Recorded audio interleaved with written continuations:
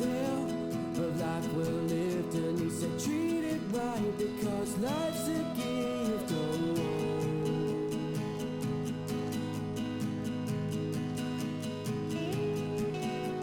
The fire's on and we're all set up for a night of joy and some sweet, sweet love.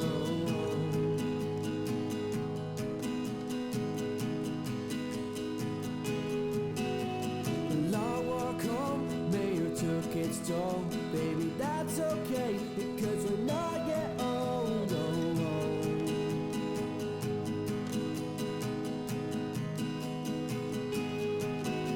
We're never gonna make it, we're never gonna make it home. Home is where your heart lies. Never gonna make it, never gonna make it home. Home is where your heart is.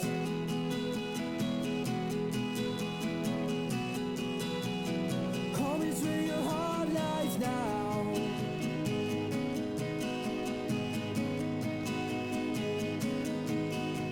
And when we're falling down, I know we're gonna get back up. And when we're falling down, we're falling in and out of love. And when we're falling down, I know we're not giving up. Home is where your heart is.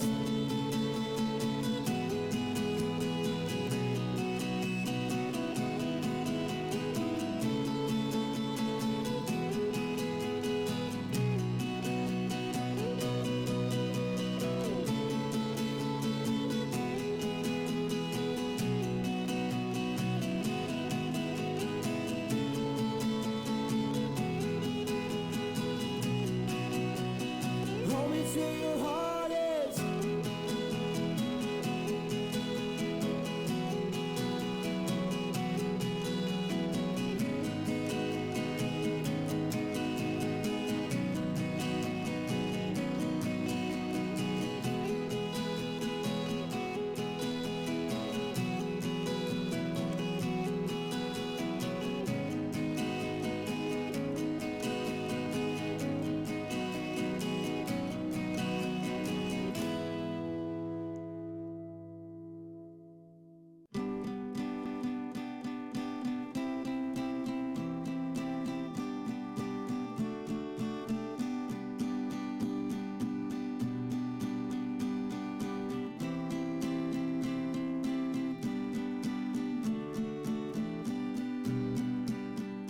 Hear me, see me, knowing I'll be home tonight.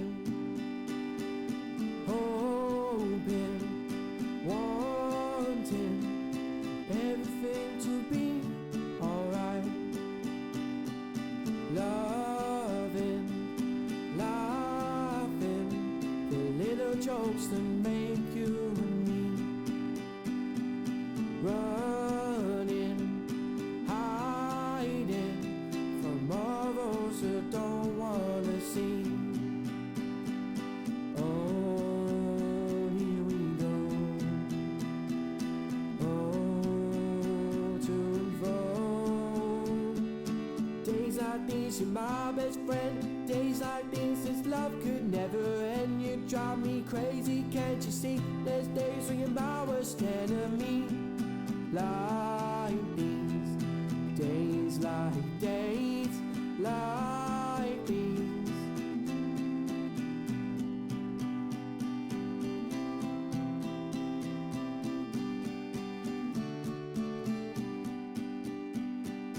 Midnight, moonlight, please don't let me fall asleep. You save me, aid me, crutch me when I feel a little weak. Pictures on the wall, your gorgeous face smiling back at me. Lately, memory is all that we will ever need. Oh, here we go.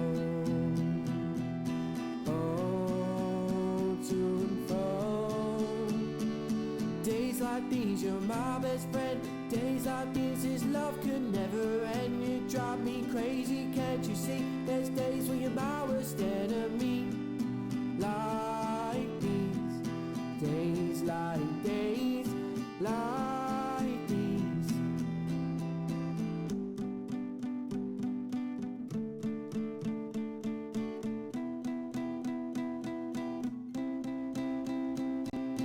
Everything will be alright, I'll hold you close throughout the night. Everything will be alright, tonight we're gonna get it right. Everything will be alright, I'll hold you close throughout the night. Everything will be alright, tonight we're gonna get it right. Everything will be alright, I'll hold you close throughout the night. Everything will be alright, tonight we're gonna get it right. Days like these, you're my best friend. Days like these, this love could never end. You drive me crazy, can't you see? There's days when you're my worst enemy. Like these, days like days, like these.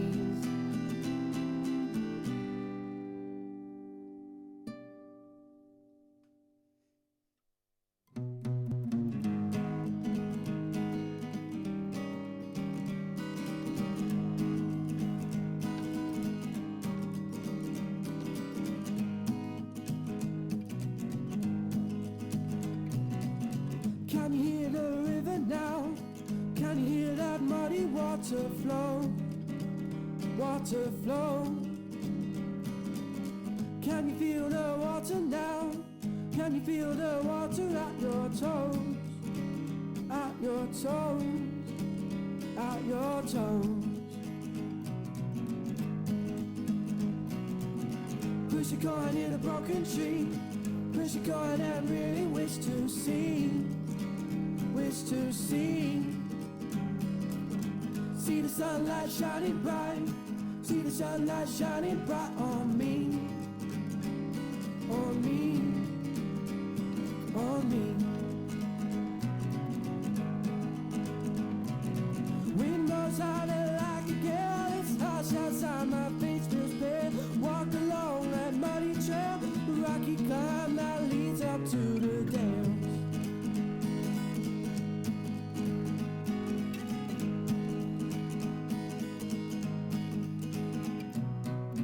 Do you know where we're heading now? To the place where the silence seems to grow. To grow. All we hear is the ocean breeze. Time ticks on and it's getting hard to breathe. To breathe. To breathe. Light fades and the sun goes down. The sound of vultures circles all around. Around. See the water on the ground. See the water rushing, gushing down. Down. Oh, down. Wind blows harder like a gale. Harsh outside, my face feels pale. Walk along that muddy trail, the rocky climb that leads up to the dales.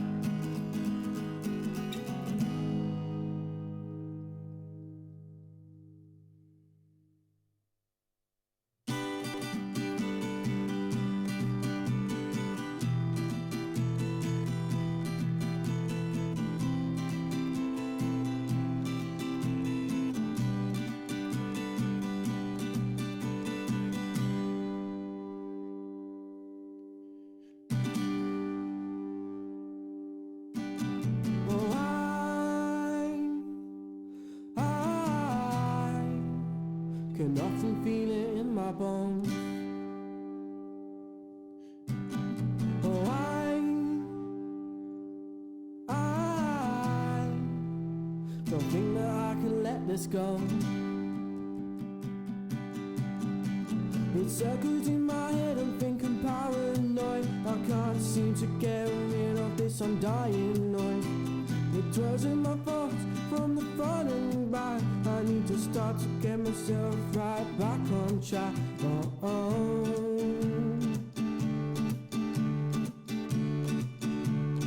Can you hear the sound of the drums beating in my head at night? Can you hear the thunder come rolling in the naked sky? It drums until the very end, loud until the morning light. I don't wanna miss this now, living in the nightlife.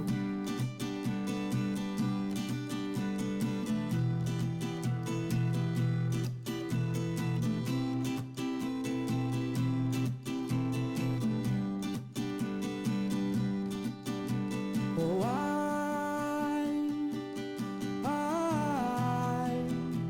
have started feeling rather weak, and I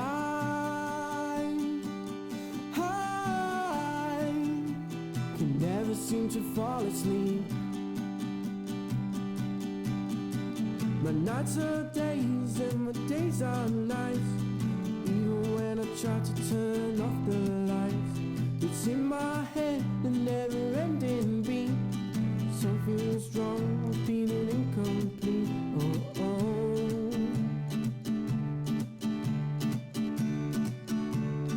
Can you hear the sound of the drums beating in my head at night?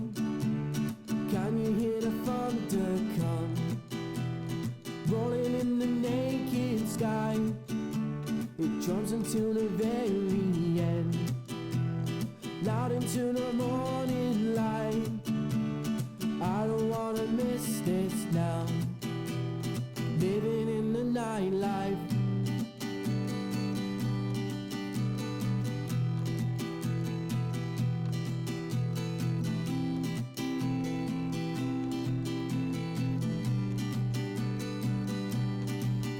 I don't know if this is something that I can control. Please someone help me and save me from the drum roll. I don't know if this is something that I can control. Please someone help me and save me from the drum roll.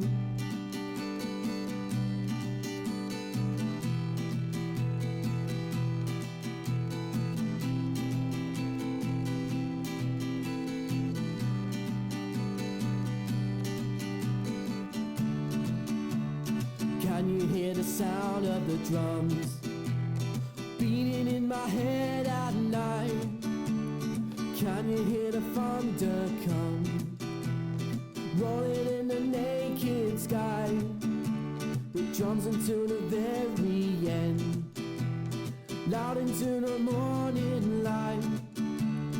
I don't wanna miss this now, living in the nightlife.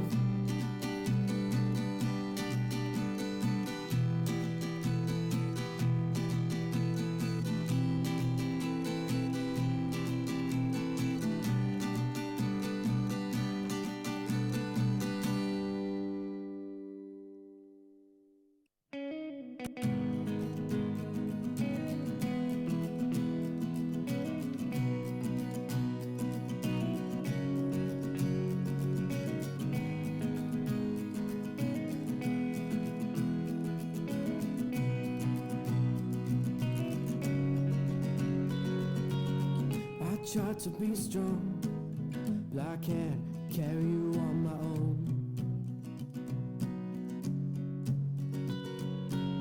You found another, able to do it all alone.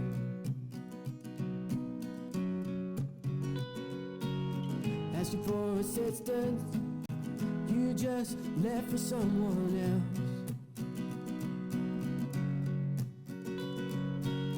I'll get an answer to see if I can prove myself.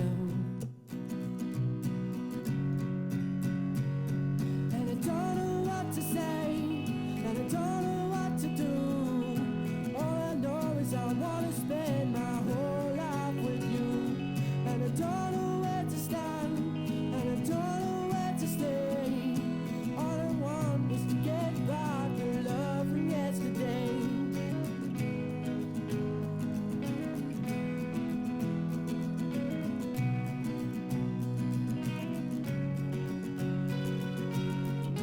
love is water soaked and weakened by the rain. I'm lost for answers, something I cannot explain. You told me, baby, everything is gonna be alright. So here I'm standing, alone and dark, walking in the night. And I don't know what to say, and I don't know what to do. All I know is I wanna spend my whole life with you. And I don't know where to stand, and I don't know where to stay. I just want to get back the love from yesterday.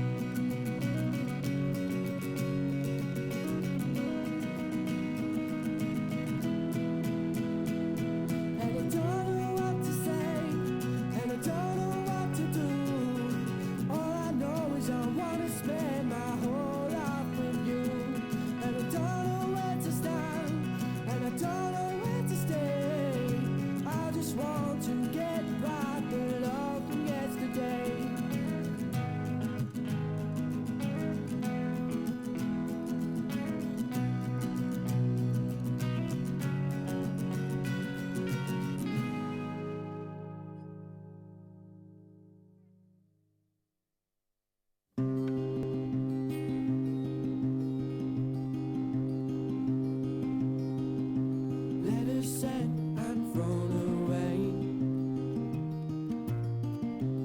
Haven't got a word to say.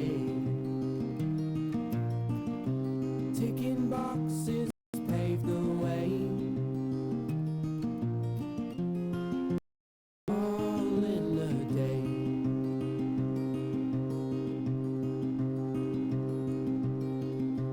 Reminiscing days of you. Justice, someone else's point of view, giving us the right to choose.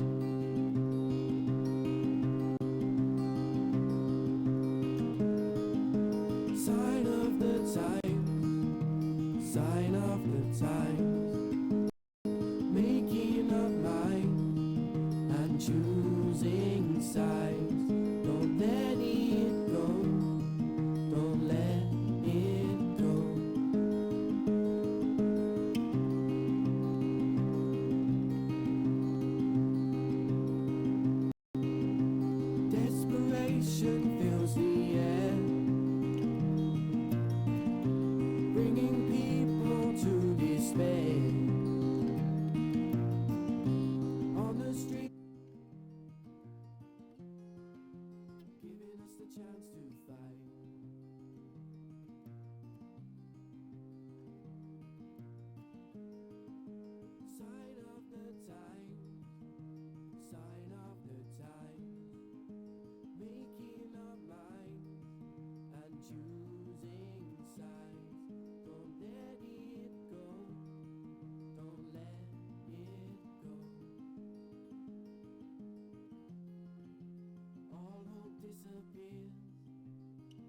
with the budgeteers. We try to string along and feel like we belong. 1, 2, 1. Don't let it go and don't give up hope.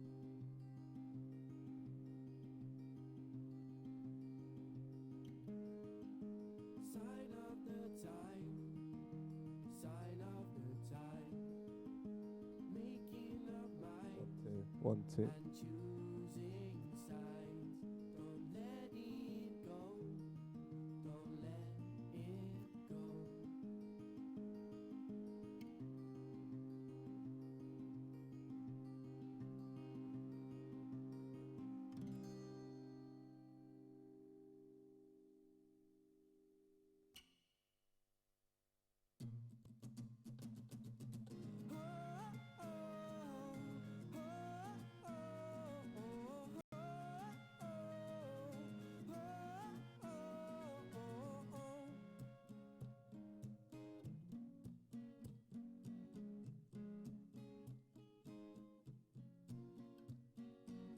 Should know much better not to fall for a girl in a sweater.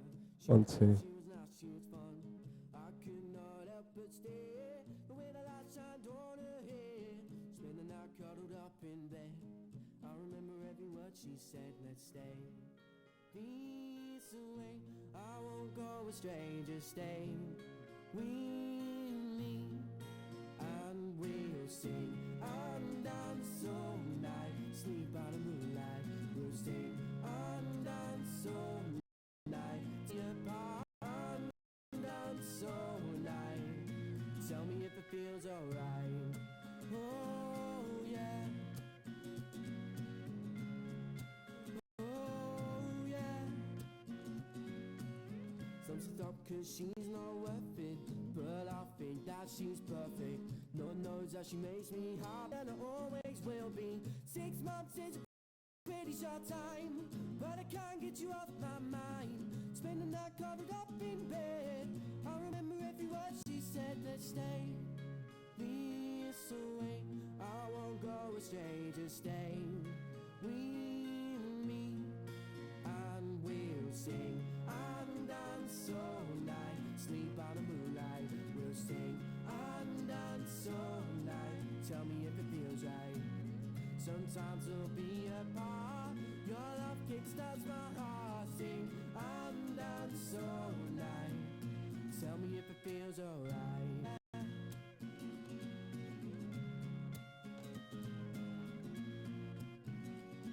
Let's stay this way.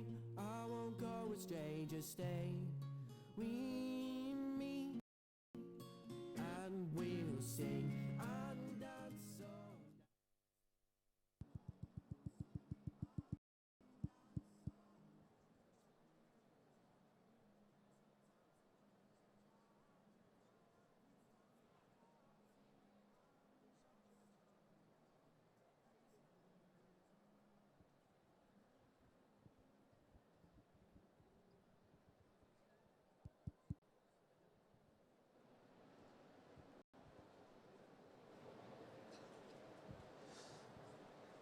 Good afternoon, MCM Birmingham. How are we?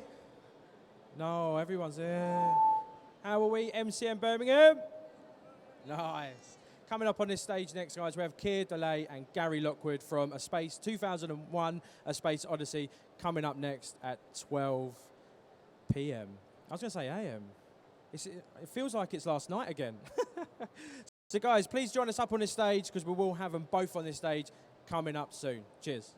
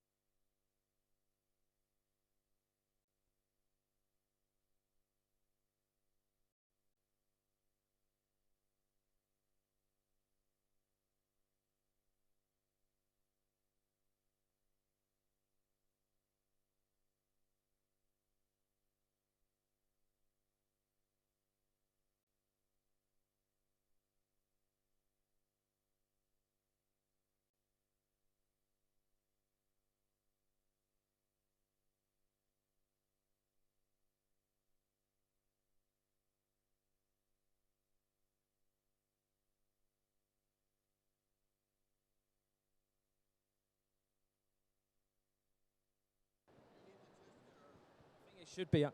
Hello, hello? No, I don't hear anything. You don't hear? You hear this? Oh, now you do. Okay. Yeah, good. So, hello, MCM Birmingham. How are you this morning? Good, guys. So we joined on a pilot. Gary was in the pilot for Yeah. Star Trek that sold the series. He was Oh. the guest star. Wow. What was it like wearing them contact lenses? Oh, you saw it. Yeah. Is this working? No. No.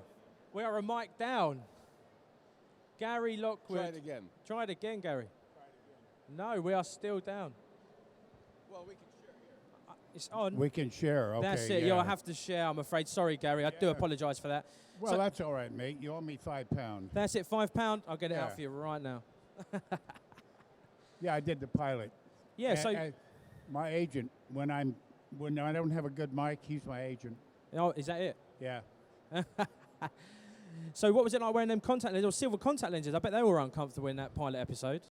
I've enjoyed signing on it, but worst job I ever had. Yeah, I did the whole job blind. Yeah. yeah, nice. Well, yeah.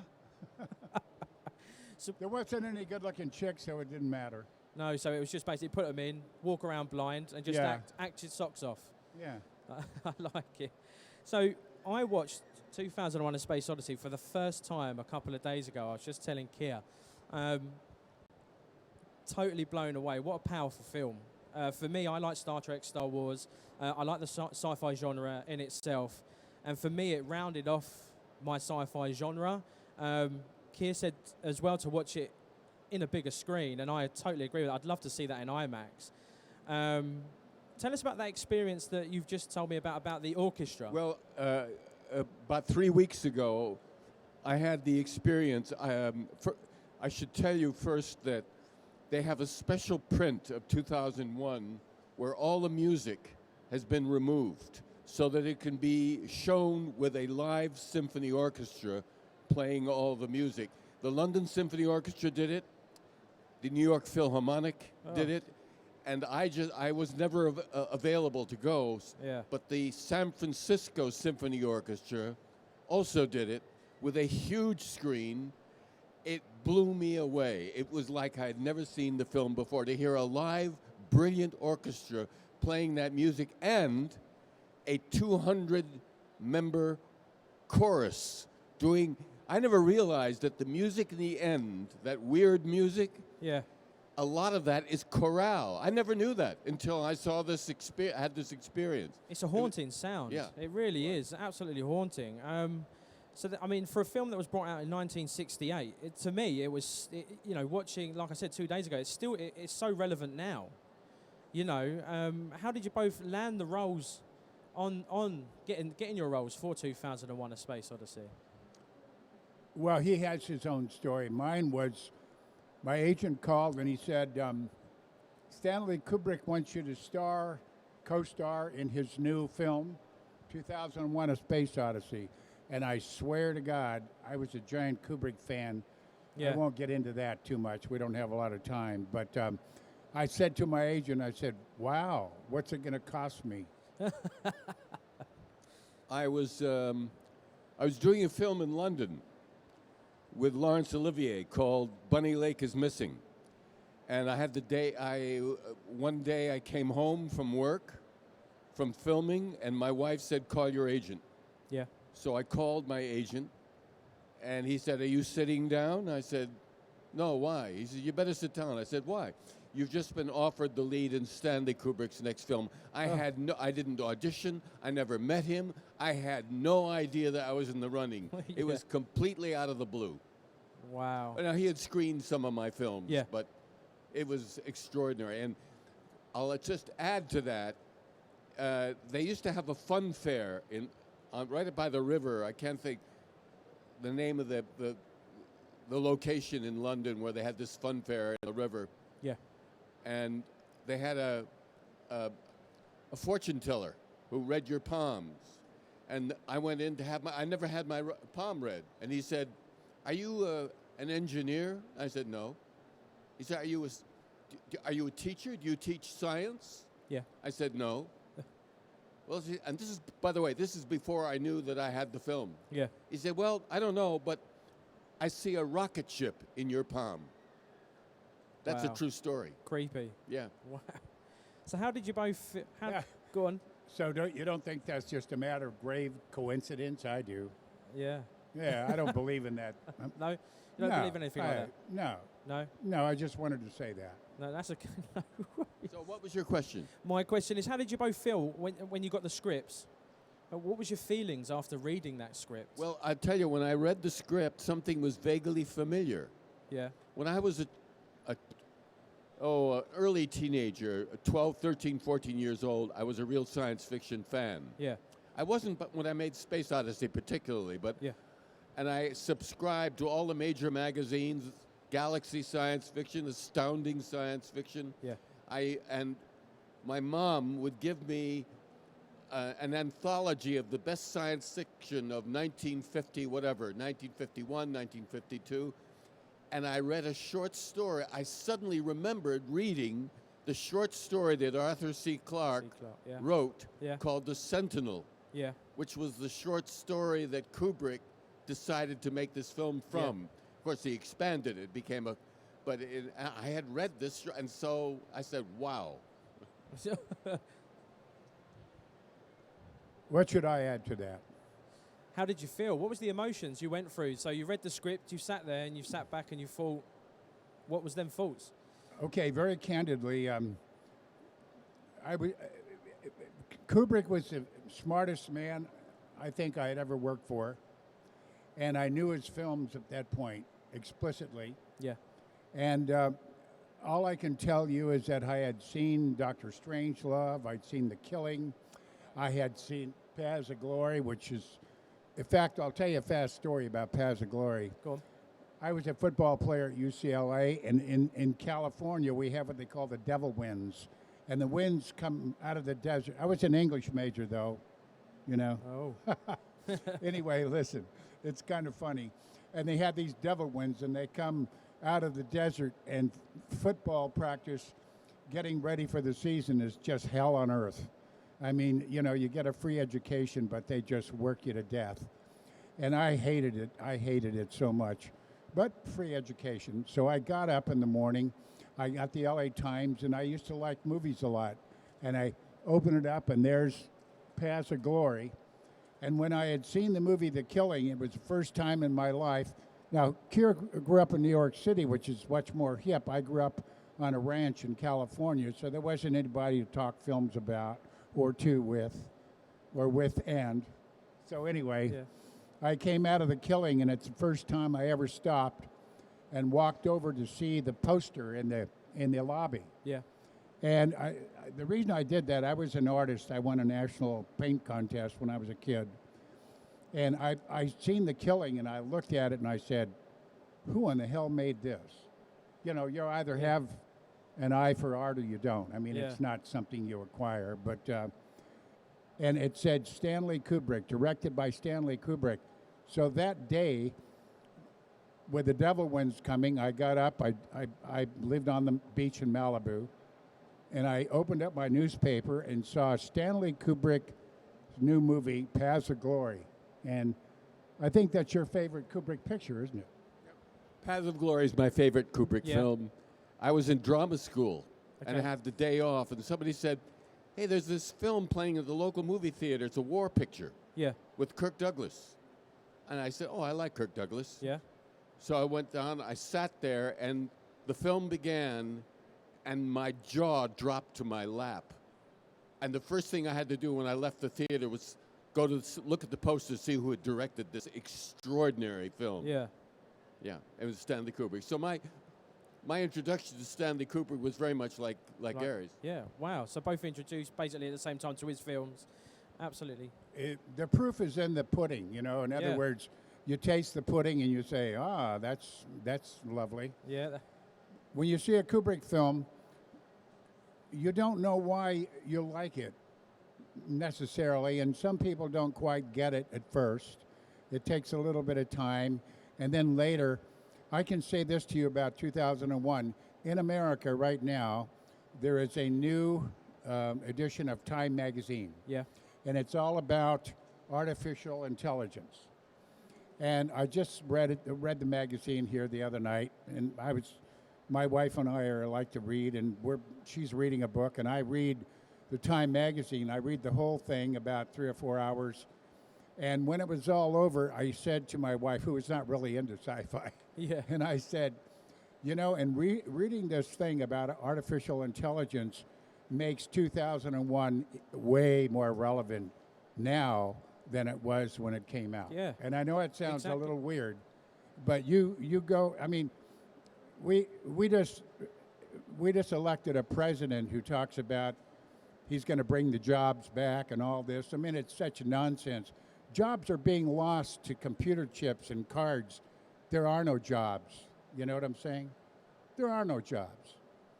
I mean, technology is coming in, and if you see 2001 and you really look at the sort of existential delivery and message of the film, you'll know a hell of a lot about where Kubrick's brain was.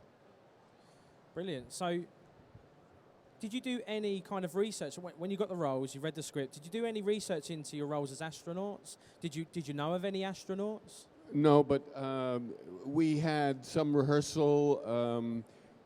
Stanley had these fictional bios Yeah.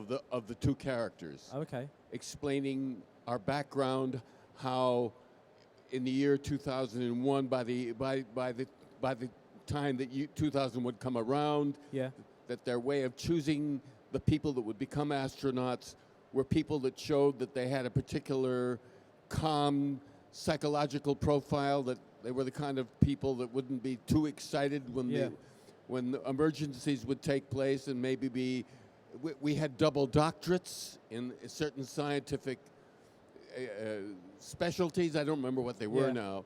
So there was a lot of information, and we just played the roles with that information as a background. So, when you're on set, did Stanley bring anything to you on set that was not said before to kind of bring more maybe emotion out in your character, or take your character into a different direction? Well, the interesting thing is that the character that had the most emotion was Hal. Yeah. And in a way, our two characters, some people have described as being more machine-like, and I think that the reason for that is that when you watch the film, at least the part that we're in, when it begins, Yeah. we've been in space for months. Yeah. This is Yeah. a long, and everything's been talked out by then. You Yeah. know, there isn't a lot more to be said, and it's just the mundane, day-to-day stuff that we're supposed to do as part of being the two live, not alive, I should say the two awake. Yeah. The other astronauts are in deep hibernation. Yeah. So we're just going through these kind of everyday motions. Yeah. Until things begin to happen because of Hal. Yeah. That's why there's so little emotion. That nothing really happens until Hal goes nuts. Well, I had some actor pals I used to play poker with, and some of them were pretty famous. I mean, Rod Steiger and people like that. I mean, really talented people. And very few older actors than I was about 30, I guess, when it came out. But I'm now damn near 80. But the point that I'm trying to make is I went to my poker game, and all my actor buddies who were older than me all said, "We saw your movie and we didn't like it." And I said, "Well, what didn't you like?" And they said, "Well, I mean, you know, what's this in this computer?" And then, you know, I mean, it's typical Kubrick, you know, it's cold and it's not heartfelt. And I said, "Well, what the hell do you expect? I mean, you know, it's a sci-fi movie." But if you look at the film now, I challenge you to look at it in a big screen, not on one of your little iPhones, and sit back and just take the trip. Don't get uptight. You're not going to be doing MTV, you know, bam, bam, bam, bam, bam. It just sits there, and start really looking at this movie. And then, if you have a big enough screen and a pristine print, which we've been privy to see lately, you'll get the picture right away. I mean, it's there, and it will never, ever be less than what it is. That's my final word. So we've got time for one more question. Basically, the ending for me, as I've said to Keir, it baffled me, and it's given me stuff to think about. In your own like view, could you tell us what the meaning of the end of the film is? Well, you know, the marvelous thing about, I think Stanley's intention was never to pinpoint exactly. It's the monolith in a way is a metaphor for change, and it has to do with an evolutionary change caused, in a sense, by a passing alien intelligence Yeah. millions of years ahead of us in technology. And the monolith serves as a teaching machine Yeah. to the apes who discover the first weapon. Yeah. And it functions in many different ways. And in a way, if you think about where this suddenly you jump to 2001, and then my character, in a sense, grows old in this strange room, Yeah. and then evolves into the next step, presumably. This is my own interpretation.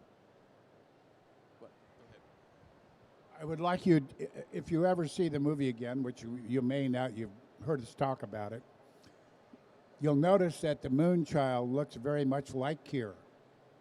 I mean, there's a resemblance. And so, is he going back to Earth to bring new intelligence? Maybe. Yeah.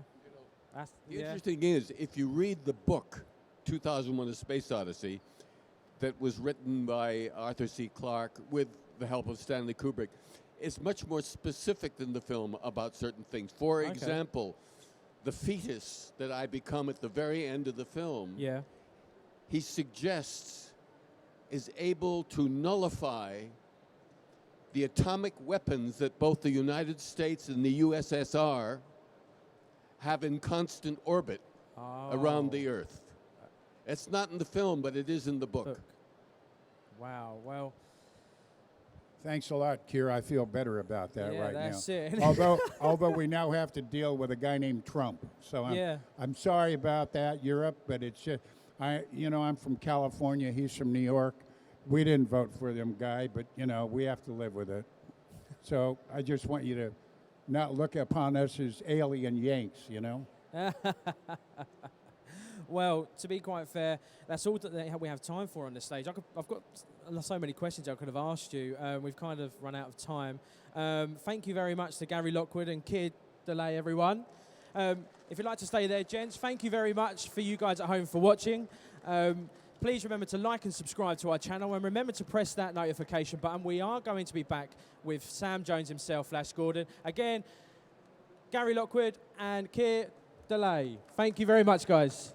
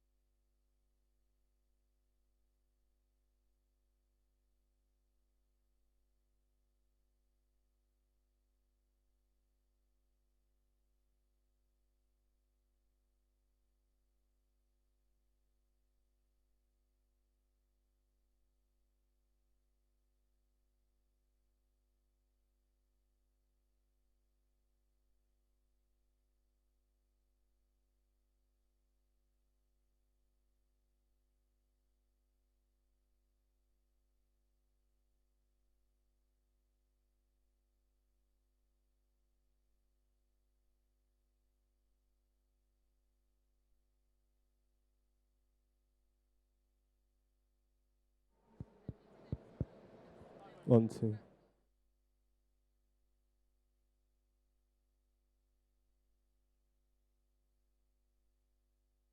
1, 2.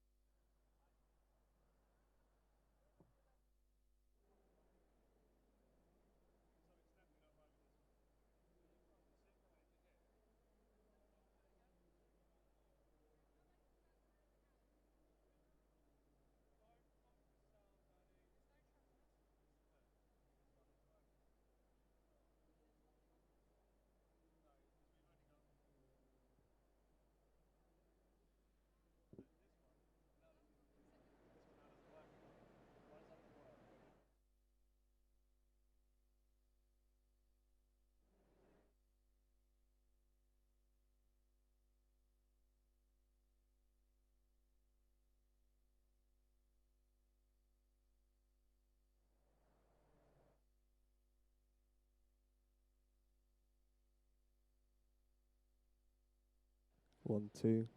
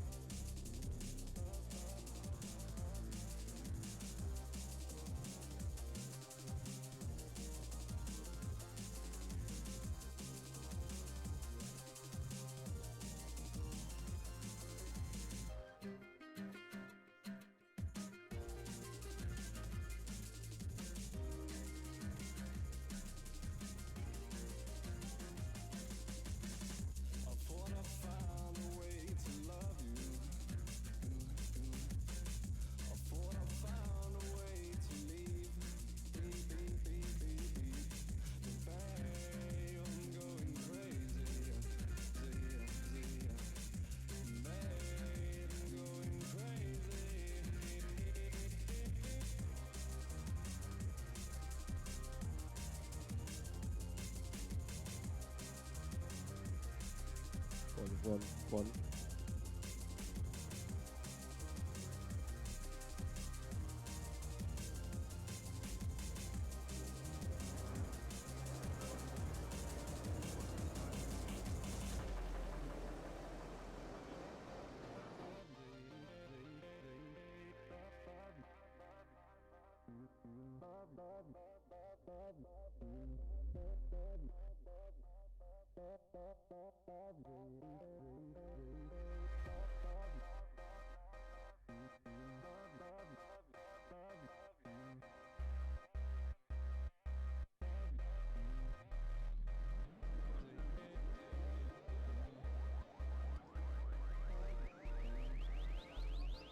We're meant to be together, I know that's true, but I'm still stuck at the I love you. There has to be another way, babe.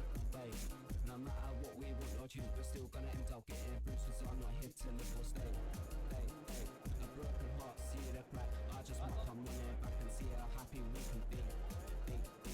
Decide that me and them will do, then me and you are finally through, and I'll have to live myself and me. I thought I found a way to love you. I thought I found a way to leave.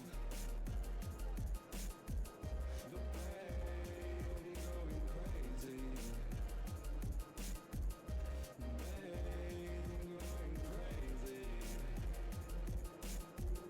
The pain going crazy. The pain going crazy.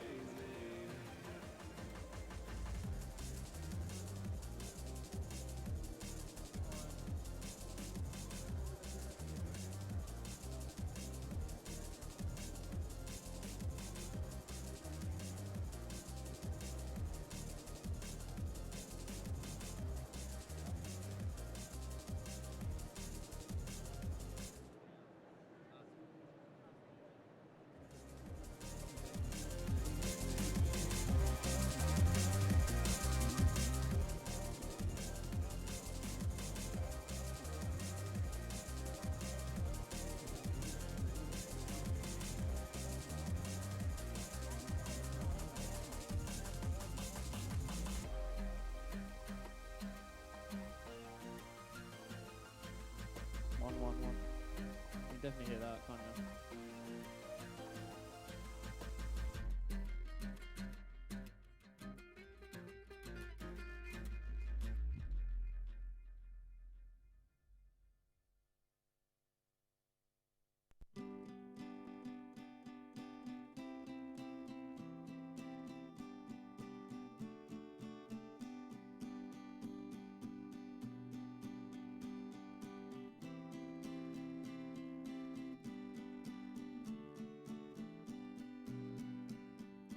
Hear me, see me, knowing I'll be home tonight. Hoping, wanting everything to be alright. Loving, laughing, the little jokes that make you and me. Running, hiding from all those who don't wanna see. Oh, here we go. Oh, to and fro. Days like these, you're my best friend. Days like these, this love could never end. You drive me crazy, can't you see? There's days when you're my worst enemy. Like these, days like these. 1. Woo! Hello. Good afternoon, ladies and gentlemen. Did that work or just broken it? No, still got it. Midnight, moonlight, please don't let me fall asleep.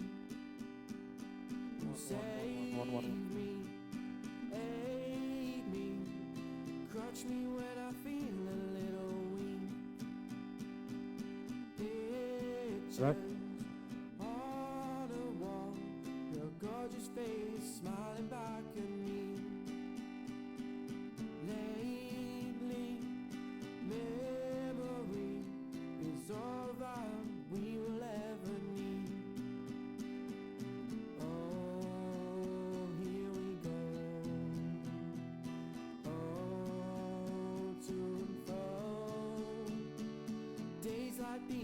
my best friend. Days like this, this love could never end. You drive me crazy, can't you see? There's days when you're my worst enemy. Like these, days like these, like these. 1 2 1 2.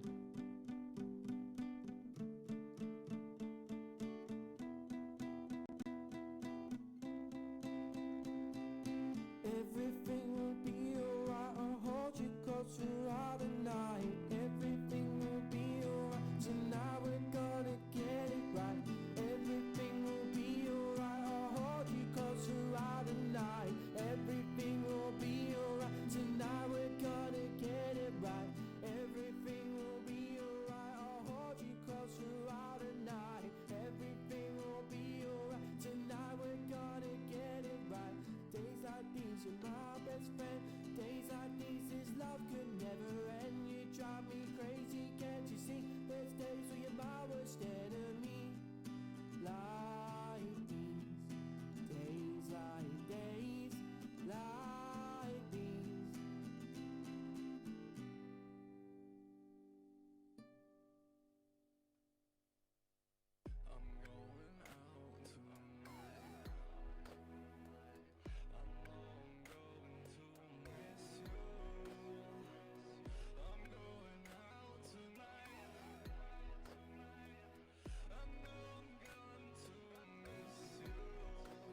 There's a time in your life when you find someone that really means something. When you find that special someone, be sure to give him everything you have.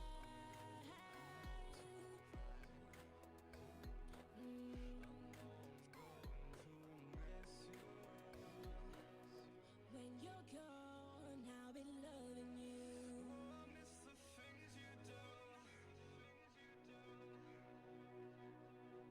When you're gone, I'll be loving you. When I'm gone, I'll be loving you. Even though you're so far away, my heart is breaking. I love you. Why does it have to be like this? Even though I'm so far away, I'll be thinking of you every day. I love you too. Come back for me soon. When you're gone, I'll be loving you. I miss the things you do. When you're gone, I'll be loving you. When I'm gone, I'll be loving you. We just gotta carry on. I will swim ocean over ocean just to reach you.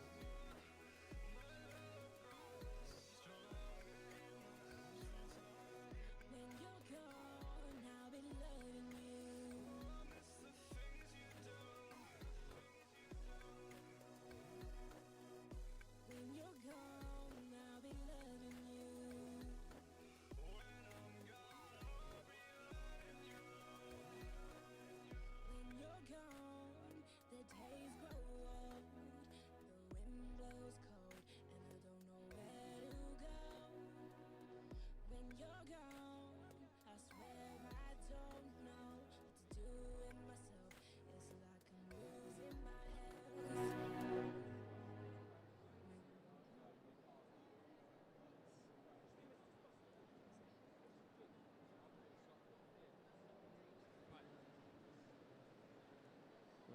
Good afternoon, MCM Birmingham. How are you? Oh, there's some over there. How are you? Yes. We're joined on stage by these guys. Let's start with names. My name is Ryan. My name's Daniel.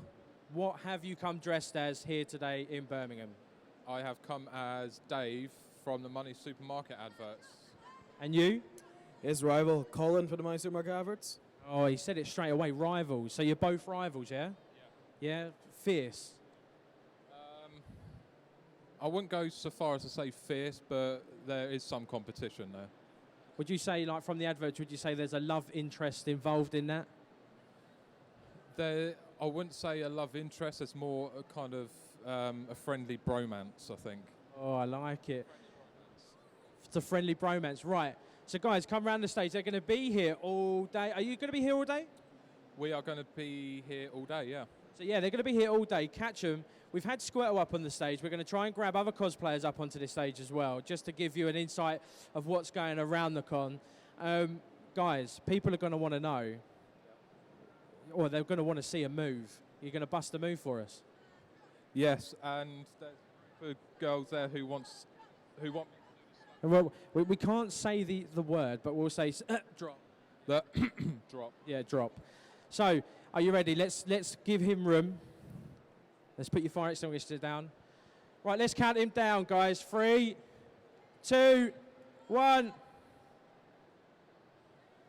Oh, you got a bit to beat there, right? Yeah. Oh, and he's also giving it as well. Right, I'll stand this side. You was well good, yeah? You're brilliant. I'm on your team. Right. Team Dave. So, right, you ready?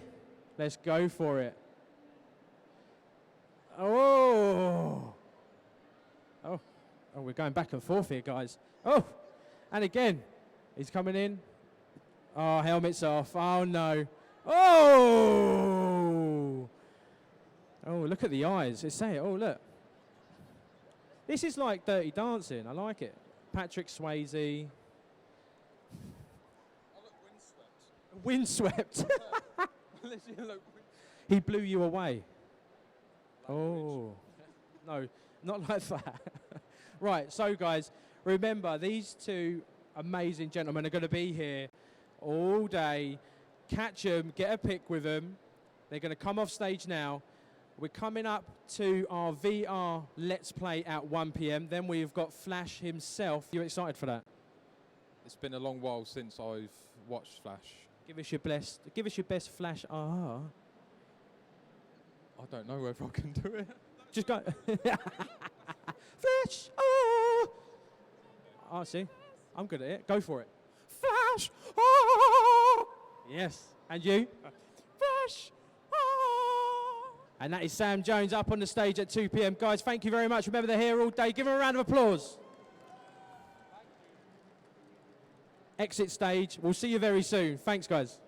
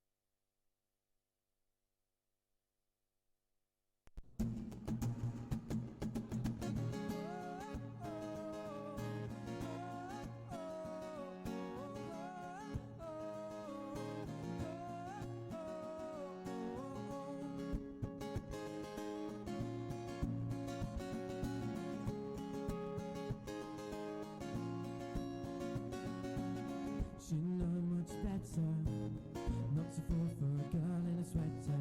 She was cute, she was nice, she was fun. God knows how I told my mum. I could not help but stare. The way the light shined on her head. Spend the night cuddled up in bed. I remember every word she said. Let's stay this way. I won't go astray, just stay. We and me, and we'll stay and dance all night, sleep by the moonlight. We'll stay and dance all night. Tell me if it feels right. Sometimes we'll be apart. Your love kickstarts my heart. Sing and dance all night. Tell me if it feels alright. Oh yeah.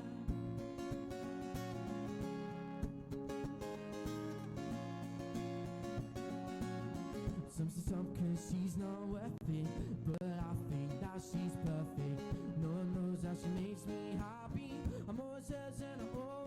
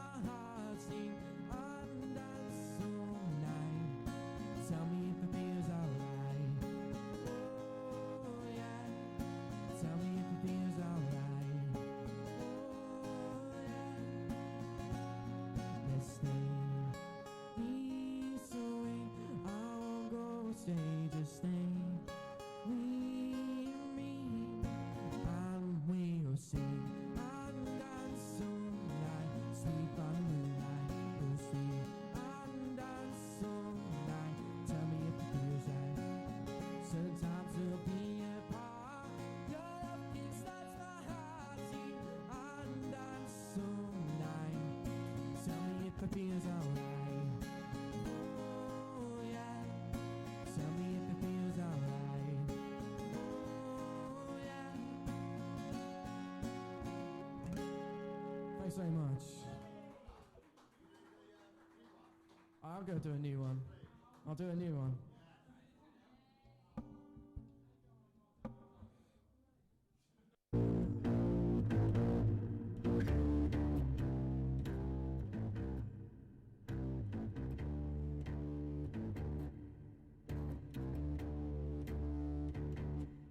So let's go.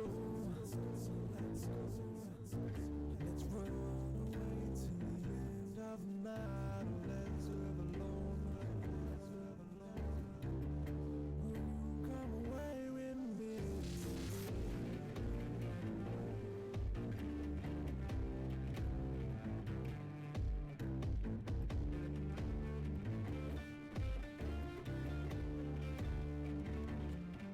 So let's go. Let's run away to the end of the night. Let's live alone. Come away with me.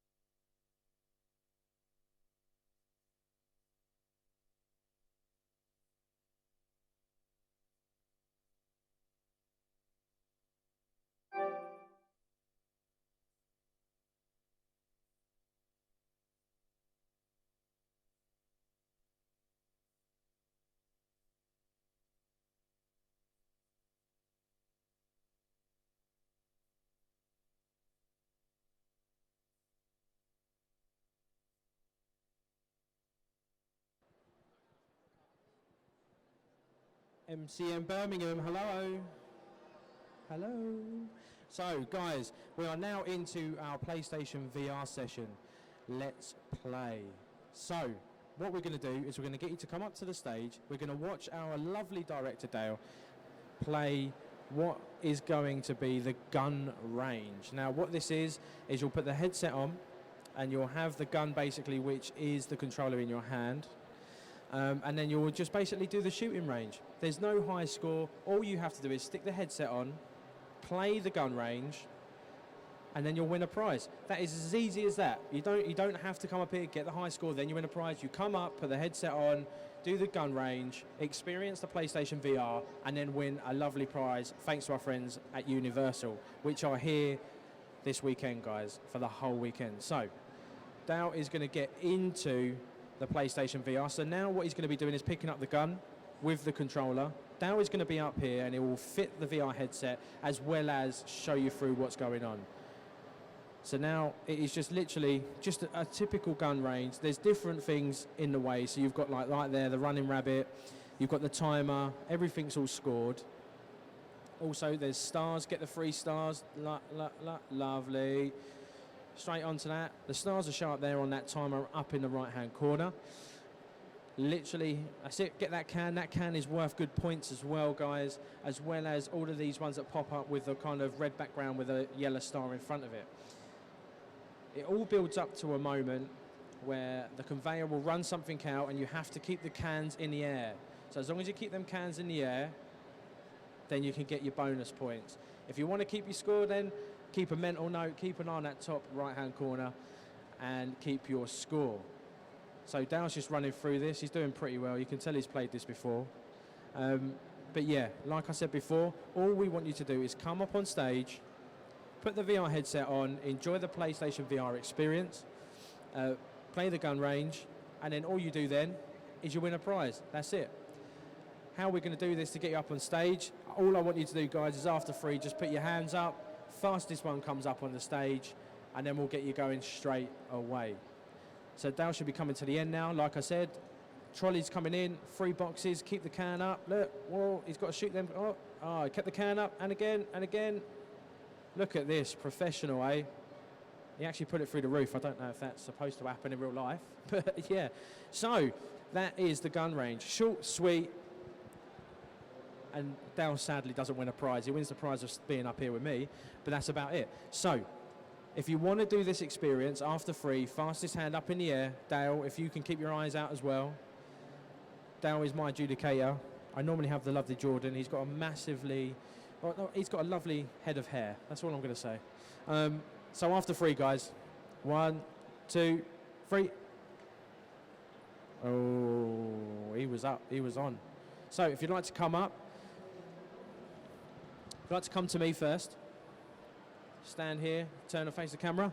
What's your name? Where you from? I'm Joe. I'm from Lincoln. And what have you come dressed as today, Joe? Joe. Ordinary Joe. Regular Joe. Thank you very much, Joe. If you'd like to go and take a seat there, Dale will put the headset on you, and then we will go from there. So, headset goes on. It's just a slip-on. And then there's just an adjustment at the front of the VR that brings the screen closer to your eyes, guys. So what Dale's doing now is just telling him to adjust it himself so he's comfortable in that VR surrounding.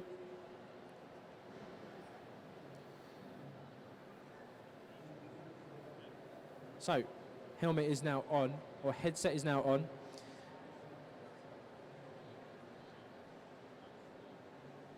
Dale is just talking him straight through the controls as we speak, and then he will get into the gun range. So this is Joe. He's come as regular Joe.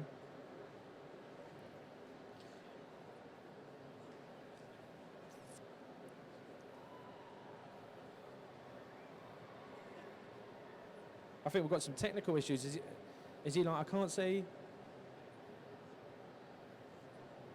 Is he into the gun range?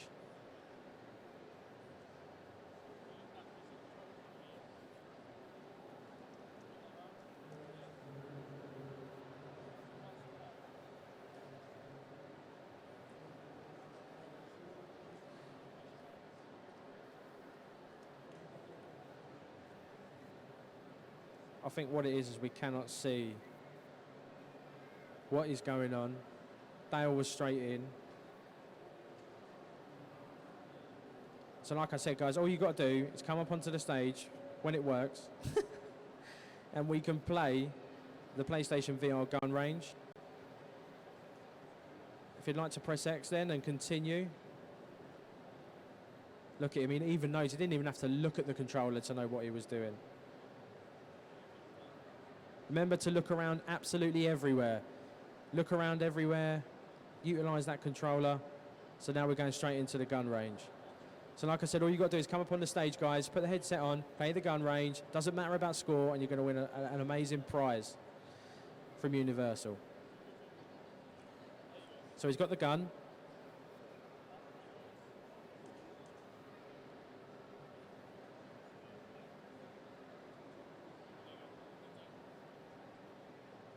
Oh, he's off. There we go, look. He's there, look, he's looking around. Remember to look down as well, down. That's it. He's looking everywhere.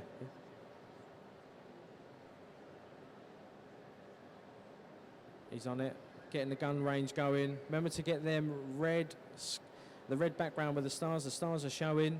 They're your extra points. Lovely, that's it. Getting the hang of it. Get that can. Oh, that's your double points there. Another can. Get them, that's it, get them stars. That's it. Oh, he's on it. Oh, another star. Yes. He's picking it up now. Go on, Joe. Get that star.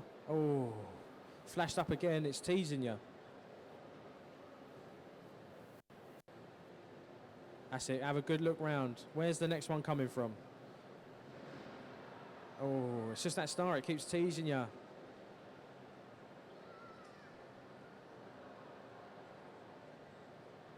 He's doing really well, guys. Really well. Oh, that can come straight in there. Another one. Oh, unlucky Joe. Going for them double points. That's it. And again. That's it. That's it. Oh, it was still showing that star up there. Oh. That's it. Oh. There's one there. There we go. That's it, Joe. Picking them off. Oh, we got that rabbit. Here we go. Yeah, there you go. You got them stars, double points. Time's running out, Joe. Come on, Joe. You can do it. Come on. Get it, get it, get it, get it, get it, get it, get it. Oh, it's game over. So, round of applause for Joe, everyone. If you'd like to take that off, Joe, just pass us that here, that's it. My lovely assistant, Debbie McGee, has just left the stage. I do apologise. There you go. If you'd like to come and join me here. So what did you think about that, Joe? That was kind of weird. Did you feel like you were there, or were you kind of a bit like, I don't know, I'm actually still at MCM, Birmingham. A bit of both. What was the best bit, say, of that VR play? Playing the game. The game itself. Did you like the gun range? Yeah, it was pretty good, yeah. Good, good. So thank you for doing it. If you'd like to reach into that bag, you've got 5 seconds. So you're going to stand up. All right, run now. Go. 5, 4, 3. Oh, he's already got it. But that's a Central Intelligence hoodie. Thank you very much, Joe. A round of applause for Joe, everyone. I don't know what we're going to do. Have we got time for one more? Have we got time for one more? So yeah, right, what we're going to do is we need to get someone up on stage. Remember, after 3, 1, 2, 3. Oh. Do that again, put that down. 1, 2, 3. Go on the end there. Right, so, come up on stage. Come and stand next to me. What's your name, where you from? I'm Louis. I'm from Bristol. And what have you come dressed as today? Ash. Nice. Do you like Pokemon? Yeah. What's your favourite Pokemon? I like all of them. All of them are. All right, no worries. Go and sit down there. Down, we'll put the headset on. You're going to be doing the gun range, as we said. All you've got to do is play it, and then you're going to win a prize.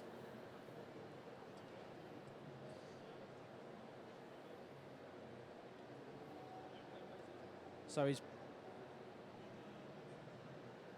have you played PlayStation before? I like that question. Yeah. I've done it all. I've had them all.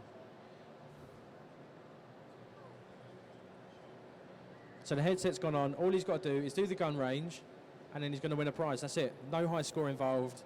Literally play the VR, experience it, and win a prize. So that's it. Reach over. That's it. Reach over. You have to reach right over, like you would, and then grab it. That's it. And then that's it. So now all you've got to do is keep looking around everywhere and move that gun as quick as you can. And remember to reload. So if you fire it, and we're off. Here we go. Where's it coming from first? So at the back. Oh, look at him. That's it. Keep firing. Remember to move that gun. Lift it up a bit. Lift it up a bit. Oh, don't worry about it. Well done. That's it. Keep moving it. Move the gun out. That's it. That's it. He's getting there. He's getting there. Oh, that's it. Oh. Remember to watch that can. That can will come out again. You're going to have to get that. That's it. Oh. So like we said, guys, all you've got to do, on the count of 3, put your hand up. Fastest gets on the stage. Put the VR headset on. Play this gun range. And then you're going to win a prize thanks to our guys at Universal. He's doing really well. Look. Oh, get that other one. That's it. Oh, unlucky. Unlucky. That rabbit, that's it. Remember to keep reloading as well. He's storming through this. Look at this. Oh, that can. Oh. Really well. Remember, guys, the targets with a red background with a yellow star are your double points. He's got them final 2 at the top. He is now just looking for some more targets. They're going to pop up, get them double points in.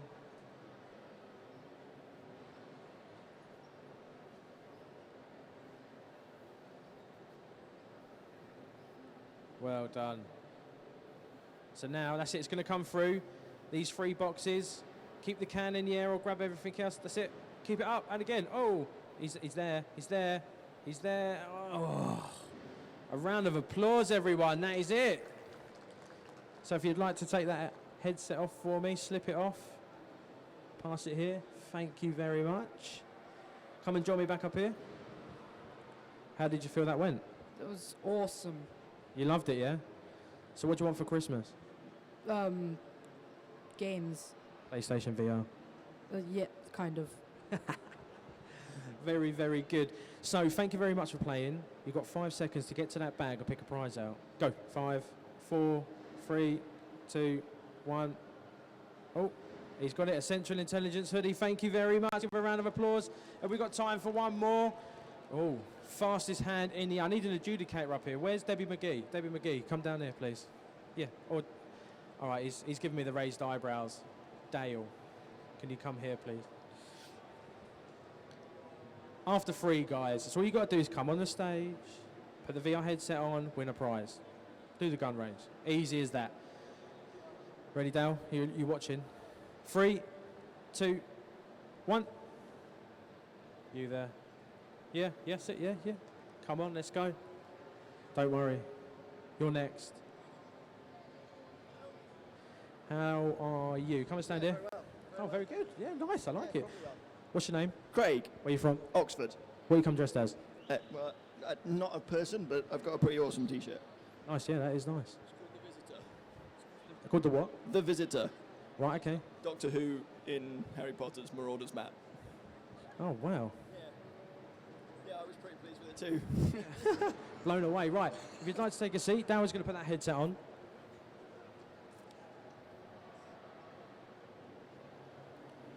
So the headset goes on, gets adjusted.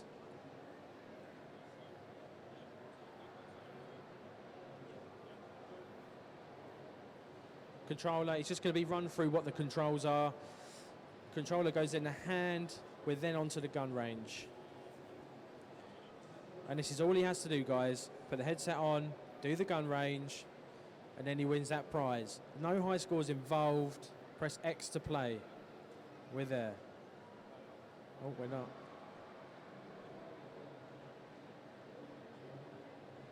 That's it. Move that hand down, that's it.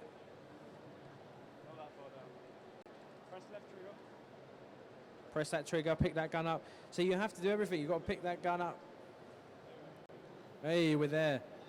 Right, so now you have to wait for them traffic light system at the bottom. If you look down, look red, amber, green, we're off. Get them targets in, that's it. Look, just destroy them. Just go to town on them. Remember, the red background with the yellow star, double points. The rabbits run past, their points, their extra points. The gas canisters that come flying in, their extra points, as well as the 3 stars on the top. And then you've also got the boxes that roll in for your bonus points, guys. If you'd like to keep track of your scores all the time, please keep an eye on the top right-hand corner there. You'll see it there as we move on. So, remember that gas canister there, that was extra points. That's an extra point, that's it. That's it. Destroy them targets, move on to the next one. Quicker you get through them, higher that score. Remember again, let's recap. All you've got to do, fastest hand goes up in the air, you come onto the stage. Then you put the headset on, then you get explained what the controls are, then you go into the game, play the game, come out, few questions, reach into that lovely bag of swag from Universal, pick something out, and that's it. That is the whole play. And that is on the Buzz stage, guys. Remember, we've got Flash himself, Sam Jones, coming up onto this stage at 2. And we've had on today the 2001 A Space Odyssey fellas, Keir, Delay, and Gary Lockwood. Very interesting. You can re-watch that on the YouTube channel, which is MyMBuzz. Remember to press that notification button if you subscribe to that channel. Give any video you watch a like, and you won't miss a thing. Movie review as well. The new movie review for this week from the Weekend Buzz, which went live at 10 a.m. this morning, is Fantastic Beasts and Where to Find Them. You'll see my lovely pretty face on there, giving you a review of the film and telling you exactly what I think. So that's the 3 boxes coming up now. Oh, unlucky. And it's game over. If you'd like to put the controller down or give to me, and then the headset just pass. Lovely. If you'd like to come up and stand next to me, turn and face. What did you think of that? Yeah, really good. I've never tried it before, so that was quite exciting. Brilliant. What do you want for Christmas? One of them. I like it. Is that the brother? Yeah. So remember, PlayStation VR, please. No, you don't go nowhere. I ain't finished with you yet. So, you enjoyed everything about that. What was the kind of best point for you about that whole kind of experience? Looking behind me, I kind of thought it might only be there, but it is completely 360. I was just have a wander. But There is a good one. The guys at Universal had, it was like a scene from Ouija, the film that's been out, and it was a horror one. Blew my mind. Like, I couldn't even last it. It was so scary. But thank you very much for coming up on the stage. You've got 5 seconds to turn, run to that bag and grab something. 5, 4, 3, 2, 1. Oh, he's got his central intelligence. So a round of applause from everyone. Have we got time for one more? We have got time for one more. You. Come here, man. Thank you very much. Turn and face. Oh, don't worry about anything, man. Oh, turn and face. What's your name? Daniel Brown. Where you from? London. You're a dude. Look at that. What have you come dressed as? The third Doctor from Doctor Who.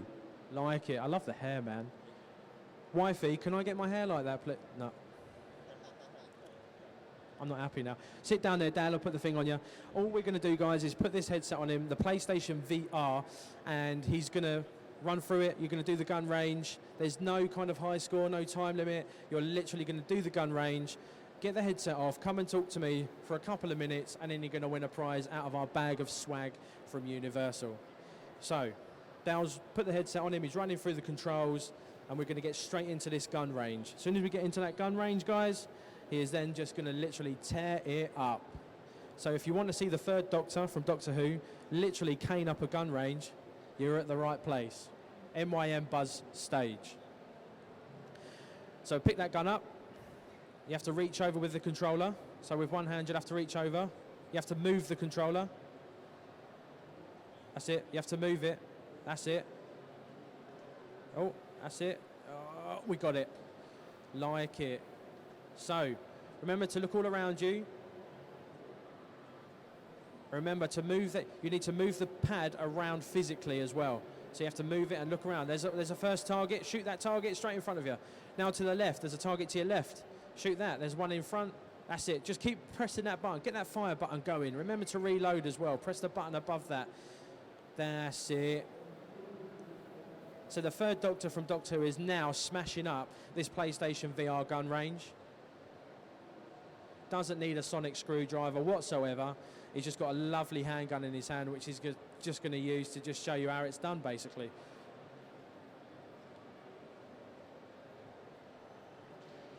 That's it. So remember, the red background with the yellow stars, they're extra points, as well as your gas canisters that come flying in and the rabbit that runs across the bottom.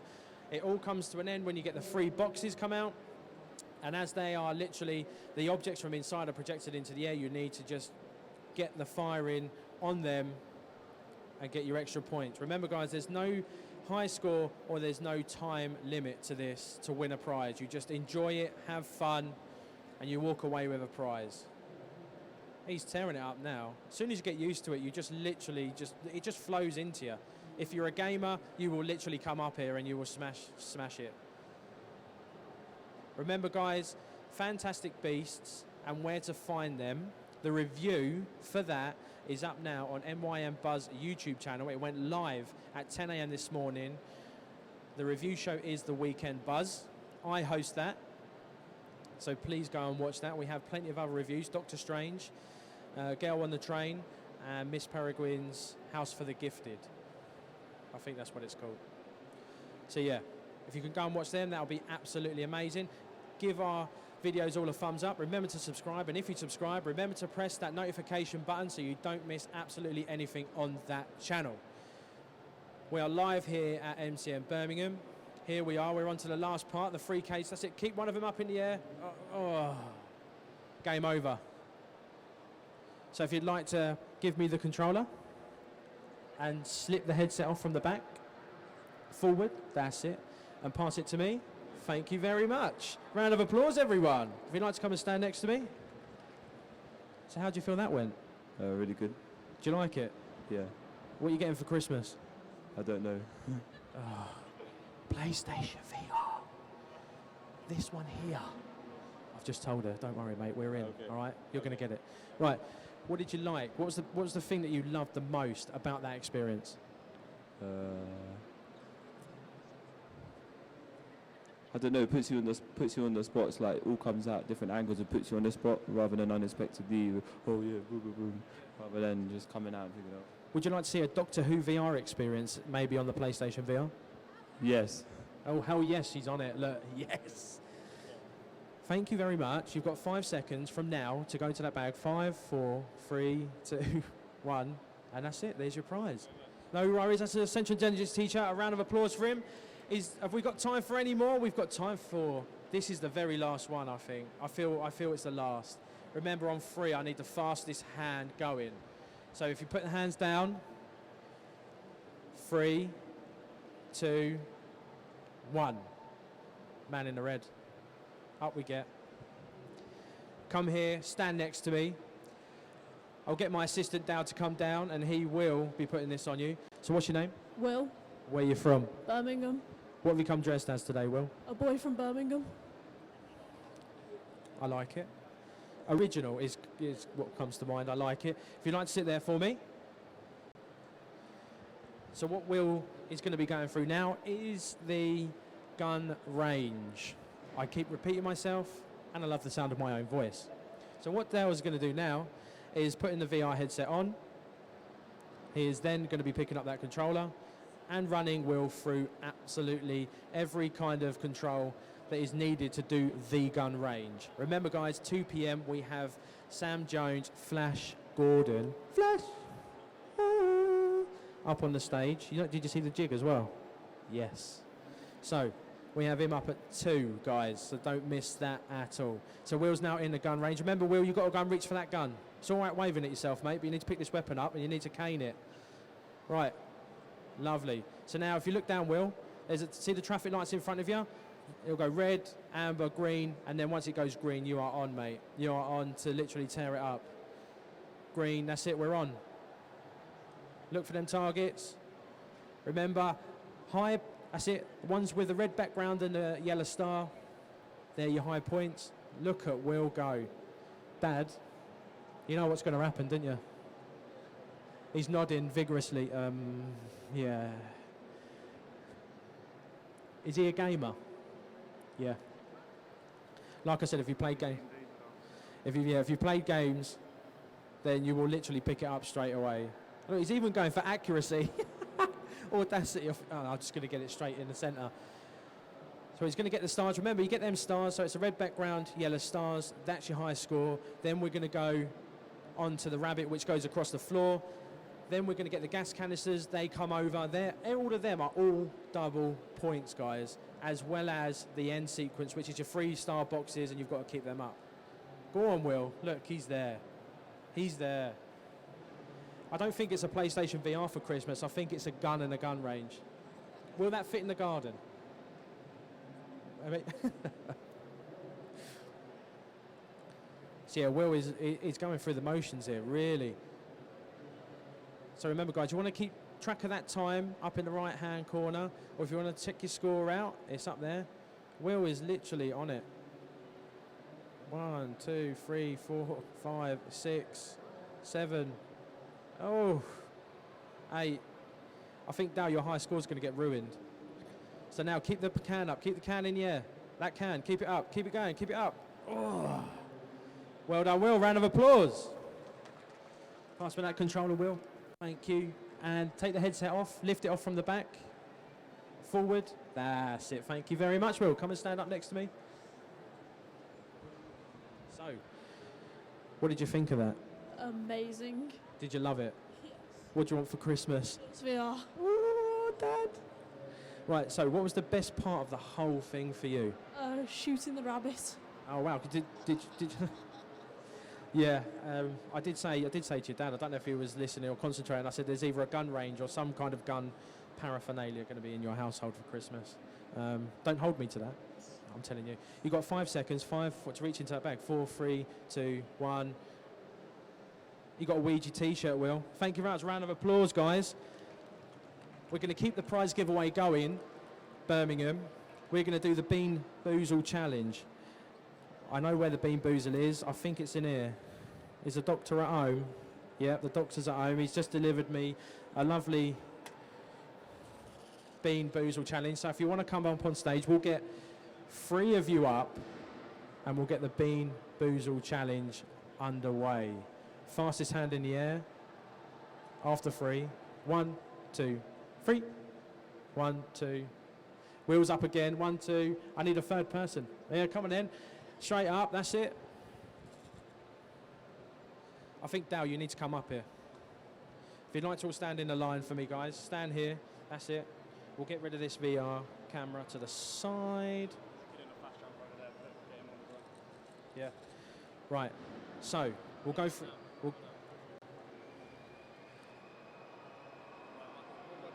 Right. All you've got to do, Dal, is shake it. And don't spill them all over the floor, mate. Come up here. Come and join them on there.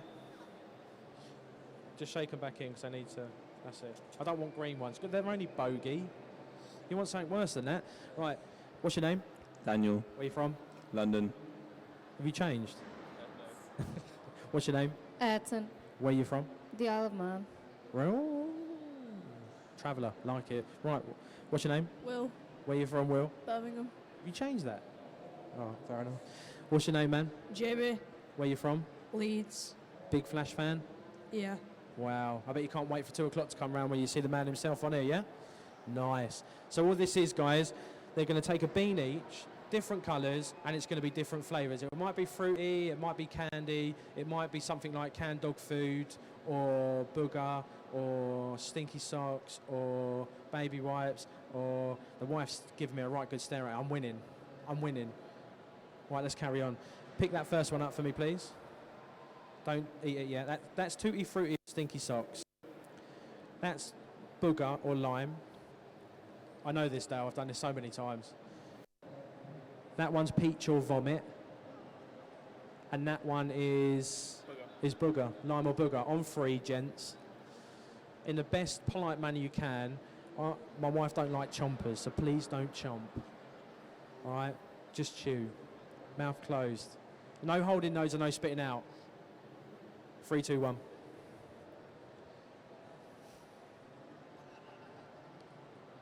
Keep chewing. He's chewing for dear life. So what flavour did you get? I don't know. You've just got a TARDIS for a mouth as well as... what flavour did you have? Bogies. Bogies. Do you know what bogies taste like? Do you eat your own bogies? All right. What did you have? Peach. Oh, you lucky devil. What did you get? Bogies. Oh, do you eat bogies? No, How do you know what it tastes like? because it didn't taste like what the other. Guys, you've got literally a couple of seconds. I'm going to hold the bag. And all I want you to do, I'm going to stand here. Put your hand in there, pick a prize. Lovely. Put your hand in there, pick a prize. And you? Oh. And you? Go on, Will.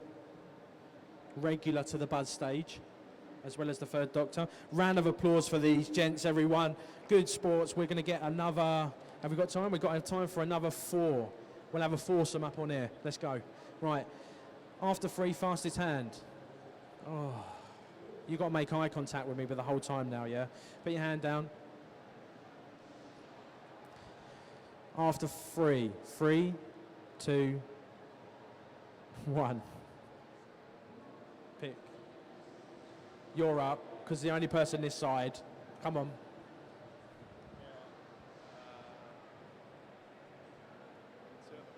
Two at the back. And then, actually, do more. Both Do them all. Every single one of you lovely lot, come here.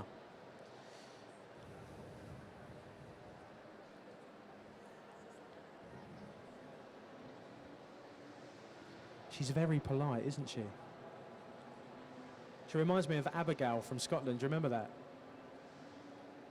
Come on, guys. Come in closer, come in closer, come in closer. We need to get you all on stage. This is going to be a logistical nightmare. It's like having the cast of Stranger Things up. Come on the stage. You need to be on the stage. That's it. Right. Stand in a line. Stand in a line. Come over here. It's like school. We'll go for a register. What's your name and where you're from? Gracie, from Wrexham. Wrexham. I like it. What's your name? Where you from? Tom Cannock. Oh, what's your name? Where you from? Matt Cannock. What's your name? Where you from? Ian Lincoln. What's your name? Where you from? Tegan Lincoln. What's your name? Where you from? Keris Lincoln. What's your name? Where you from? Come here. What's your name? Where you from? 7 Yardley. What's your name? Where you from? Thomas Warwickshire. And what have you all come dressed as today? You're all yourselves. I know that. What have you come dressed as today? BB-8. Oh, we like a BB-8. Right, so all this is you're going to get given a jelly bean. Have you, any of you done Bean Boozle before? Oh, look at them all. They're like, yes, I watch YouTube. I'm down. Right, Dale, if you'd like to come up. You got to do one. I've got... Yeah, but I know what it is, so I'll tell you what, I'll do the worst one. Oh, all right. You get the last. I'll get the last one. So that's chocolate pudding or dog food. Hold it there. That's booger or lime. Don't put it in your mouth yet. Toothpaste or berry blue. That's egg or baby wipes. You've got dog food or chocolate pudding. You've got toothpaste or berry blue. That's booger or lime. He's just literally gone, I love boogers. Love them. And that one's booger or lime. And I've got stinky socks or tutti frutti. Remember, guys, I'm going to do this with you after 3. 1, 2, 3.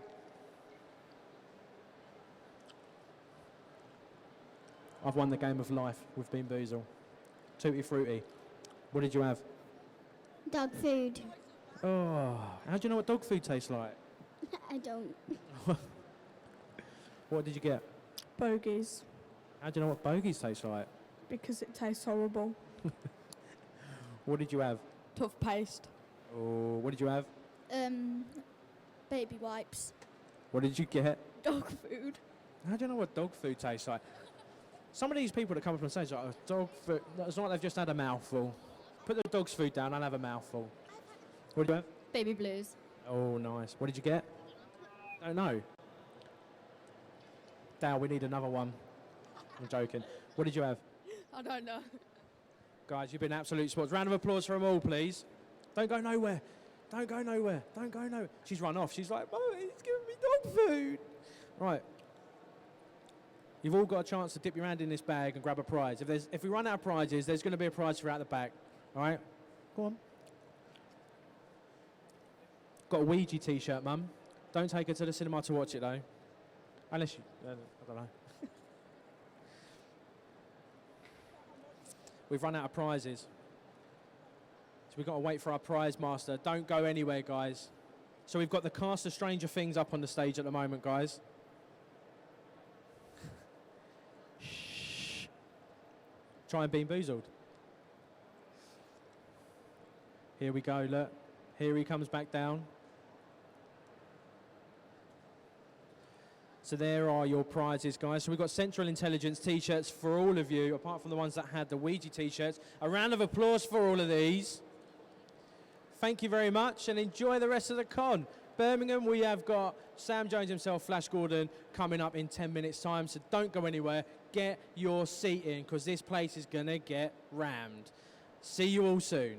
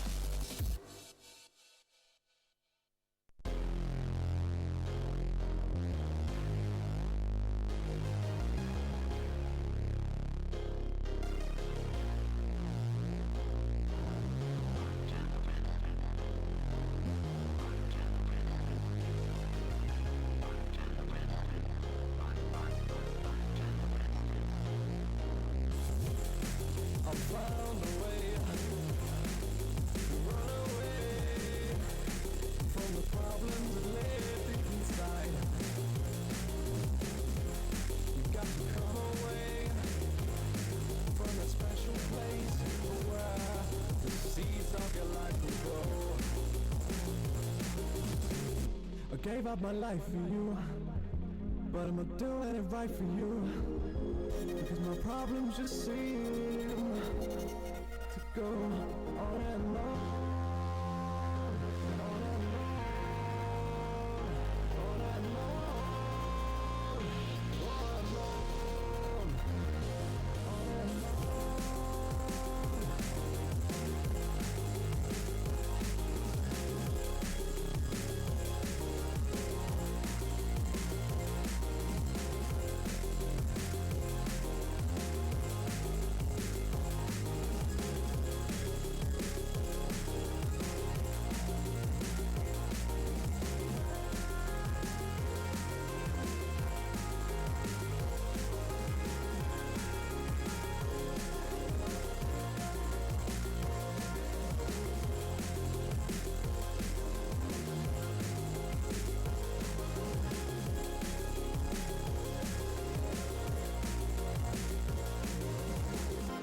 gave up my life for you, but I'm not doing it right for you, because my problems just seem to go on and on,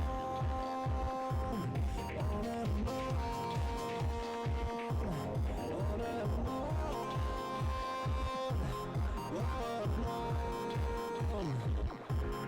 on and on.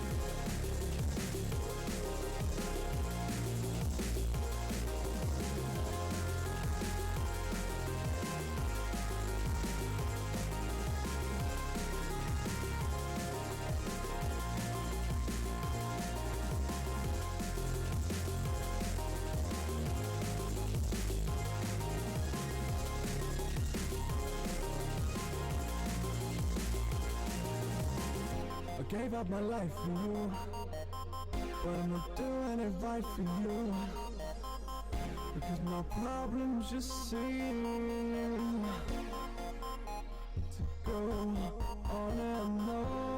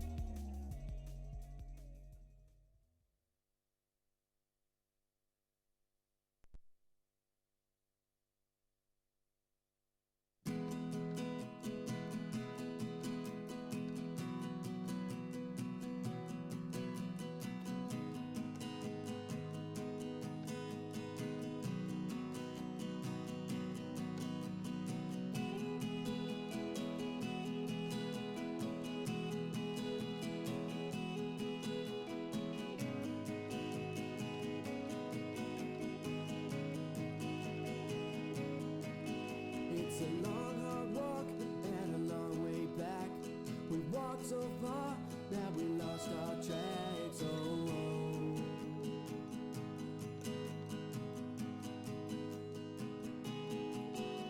We walked for miles and we're nowhere near the destination that we want so clear. Oh, oh.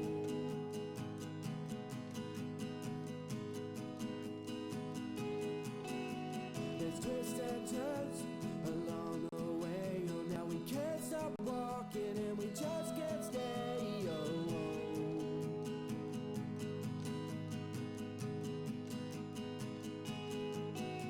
The night draws in and the stars they say, oh, they say, hey there friend, do you know the way? Oh, oh.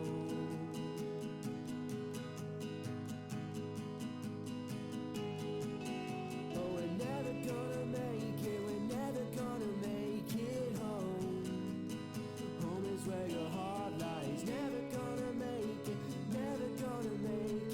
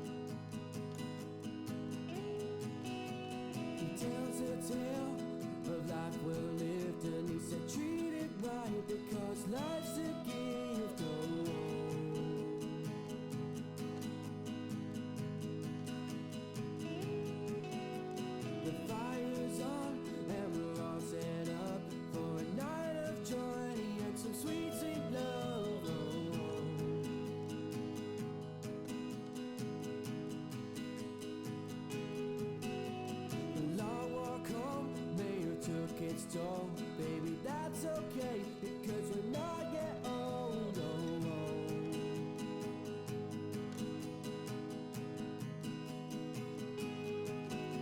We're never gonna make it, we're never gonna make it home. Home is where your heart lies. Never gonna make it, never gonna make it home. Home is where your heart is.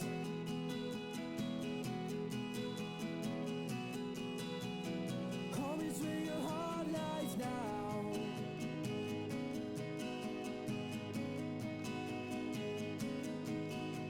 And when we're falling down, I know we're gonna get back up.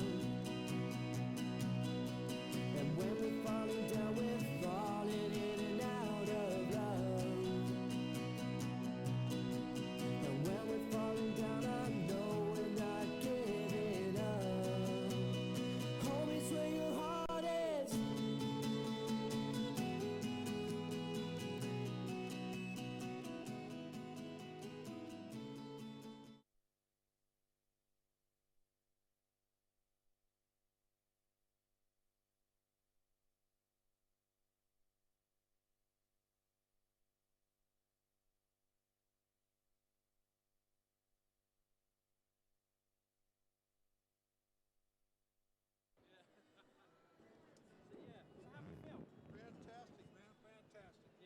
Yeah.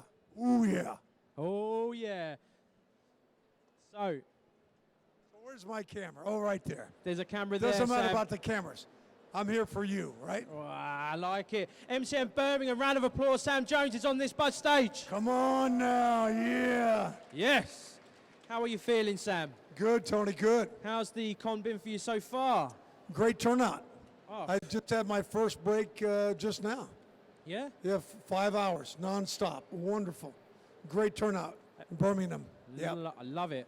So, basically, have you seen any cosplays, like flash cosplays around that's really like stuck in your mind today that you've seen early doors? You know, I've only walked from there to here, Yeah. so I've been at my table. Oh, okay. So from here to there, and I really haven't had time to Stand at walk time. around. But I've seen quite a few Flash T-shirts. Oh. Yeah. Get on the Flash. So Flash is a very iconic character. After reading the script for the first time when you was offered this role, what were your feelings after you read the script? You've read it and you're kind of sitting there going, wow, or what did you feel?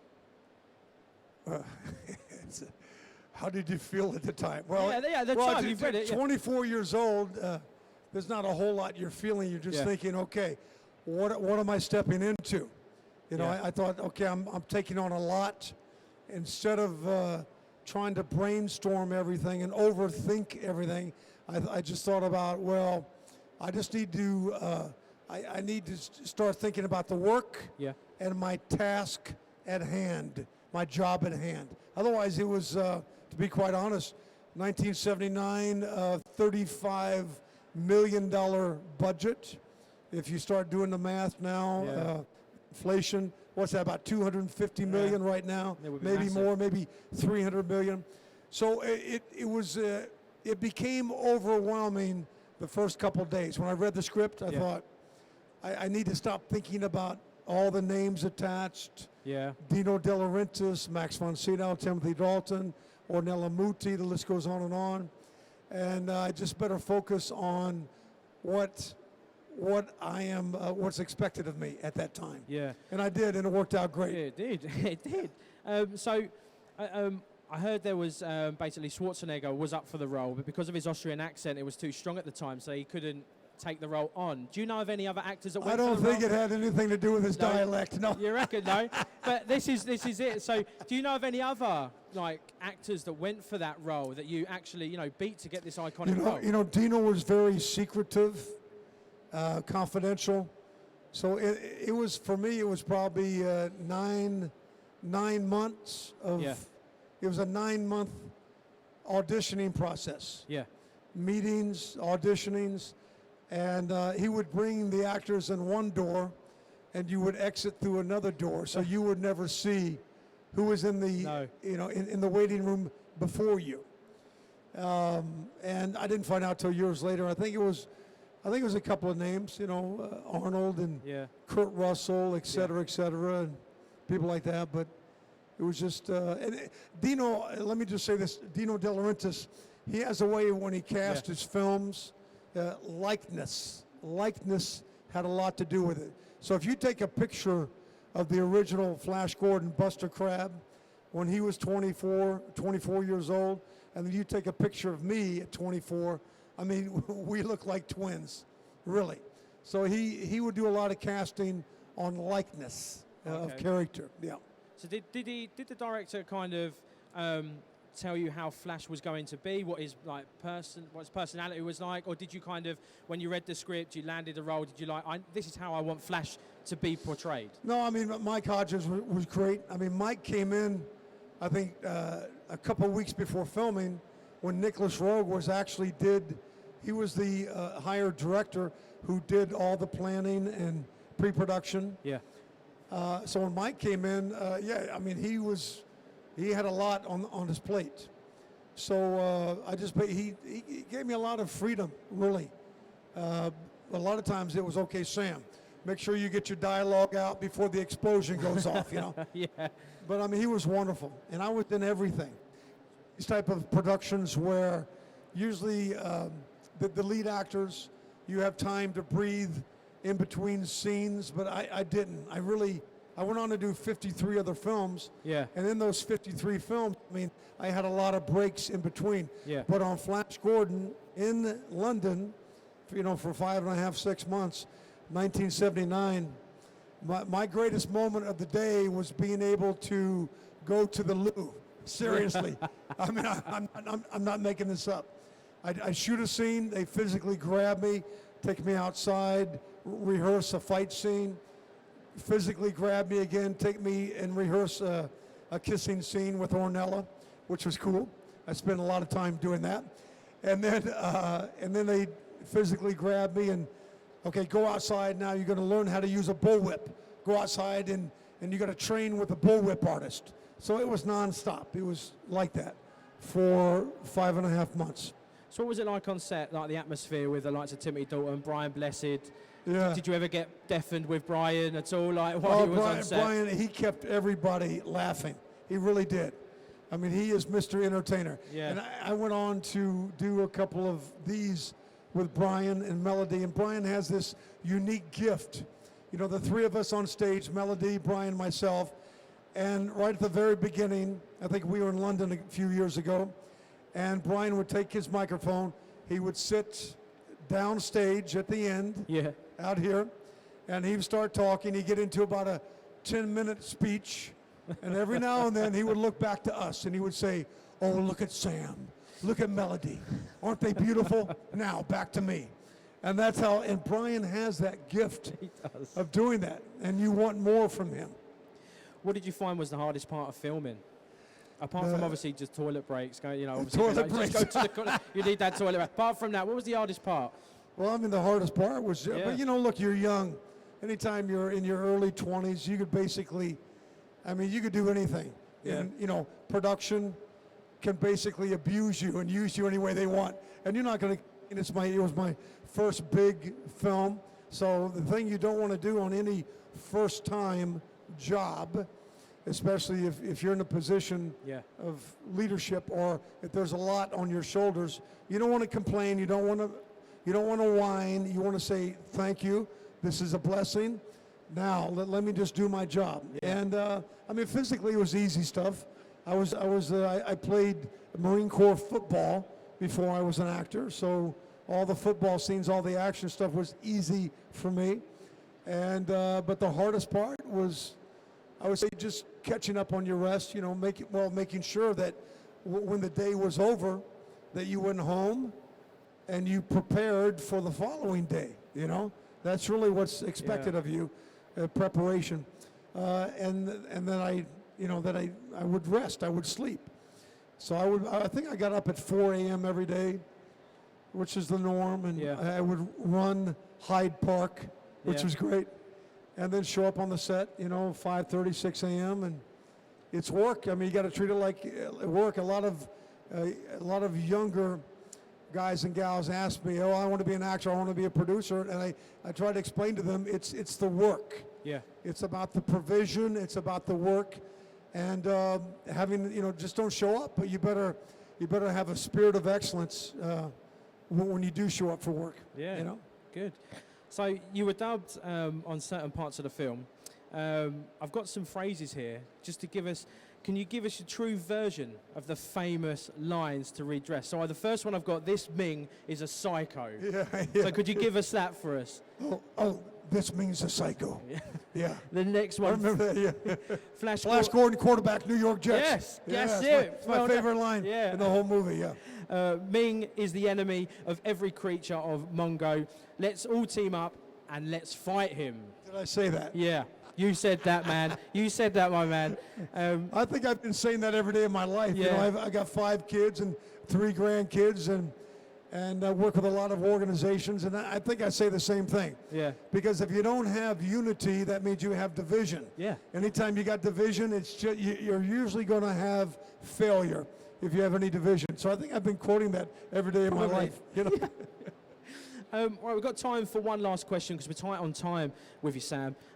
Basically, I read that there was a kind of, you were signed on to do other Flash Gordon films. Was there any kind of stories or any scripts that you read that kind of never, obviously it never went into fruition, but could you tell us if there was any storylines that you could tell us about that you saw? Initially I signed for 6 movies, Yeah. Flash Gordons, Yeah. sequels. Yeah. And basically they were going to follow the Alex Raymond comic books. Yeah. I mean, that's what they talked about. Yeah. And life goes on. It's the movie industry. For whatever reason, we did not do a sequel. However, flash forward to, this is 37 years later. Yeah, yeah. Because we filmed it in '79.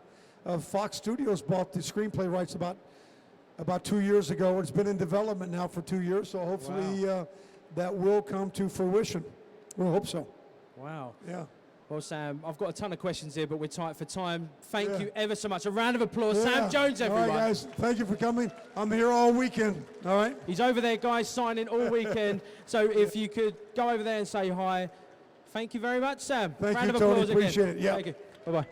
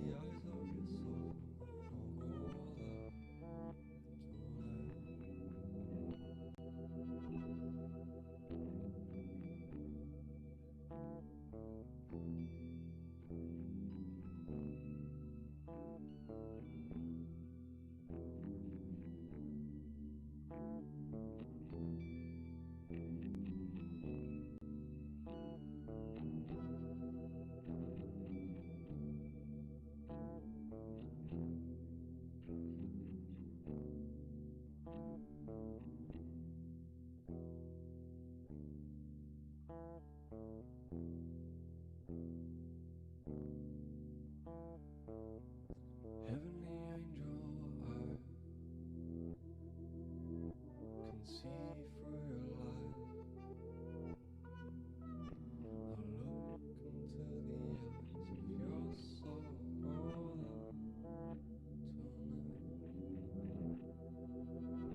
Heavenly angel, I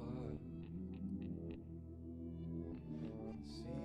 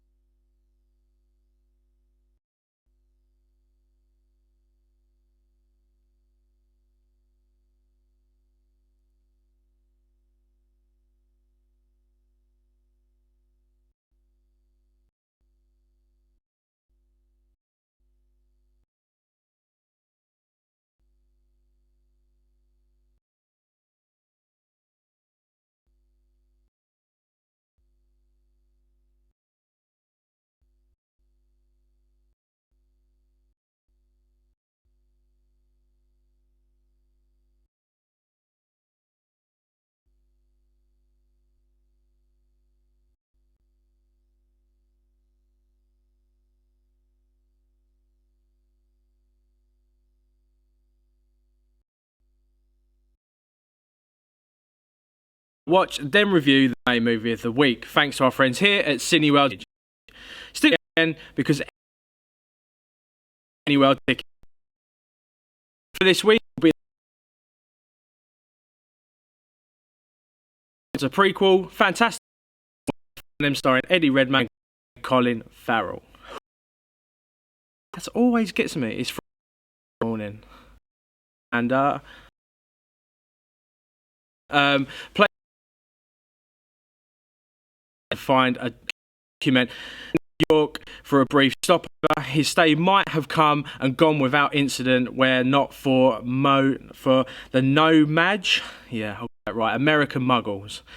No magic. Yeah, so that's America. That's American slang for no magic. Have you heard no magic? No Yeah. magic. Named Jacob by played by Colin Farrell.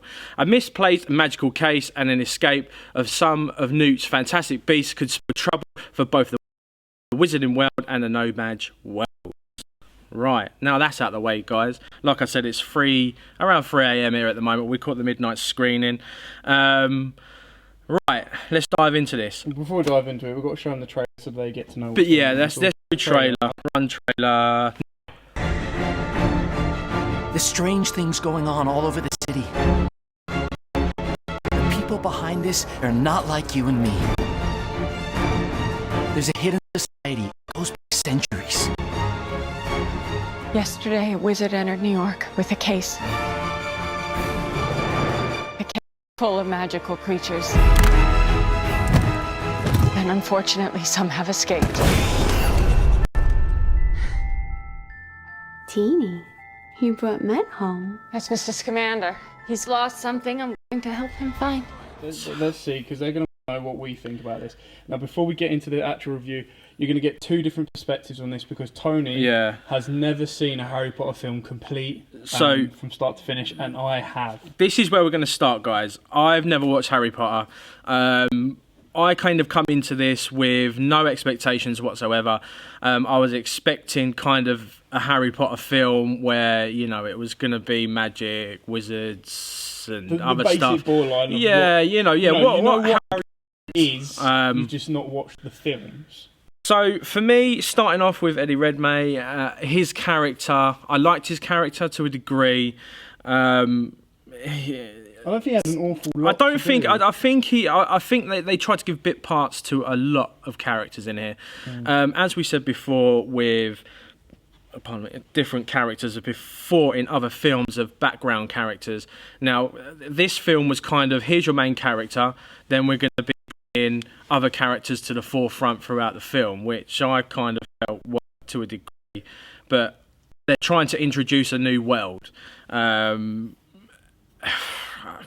It's baffling to me because I've never watched Harry Potter before, but I did like the maturity of this film. I thought it was dark in places. There is references to, you know, bits and bobs that I was kind of a bit shocked with because I don't think that's kind of part of the Harry Potter world in my mind. The story progressed and the creatures were being unleashed, and different ones were added to the story. I liked it. We watched it in IMAX 3D, and I thought it complemented it absolutely well. Did you notice there was a really weird thing with this 3D? I've never seen it before. But there was black bars. There was a bar like it was widescreen, right? Yeah.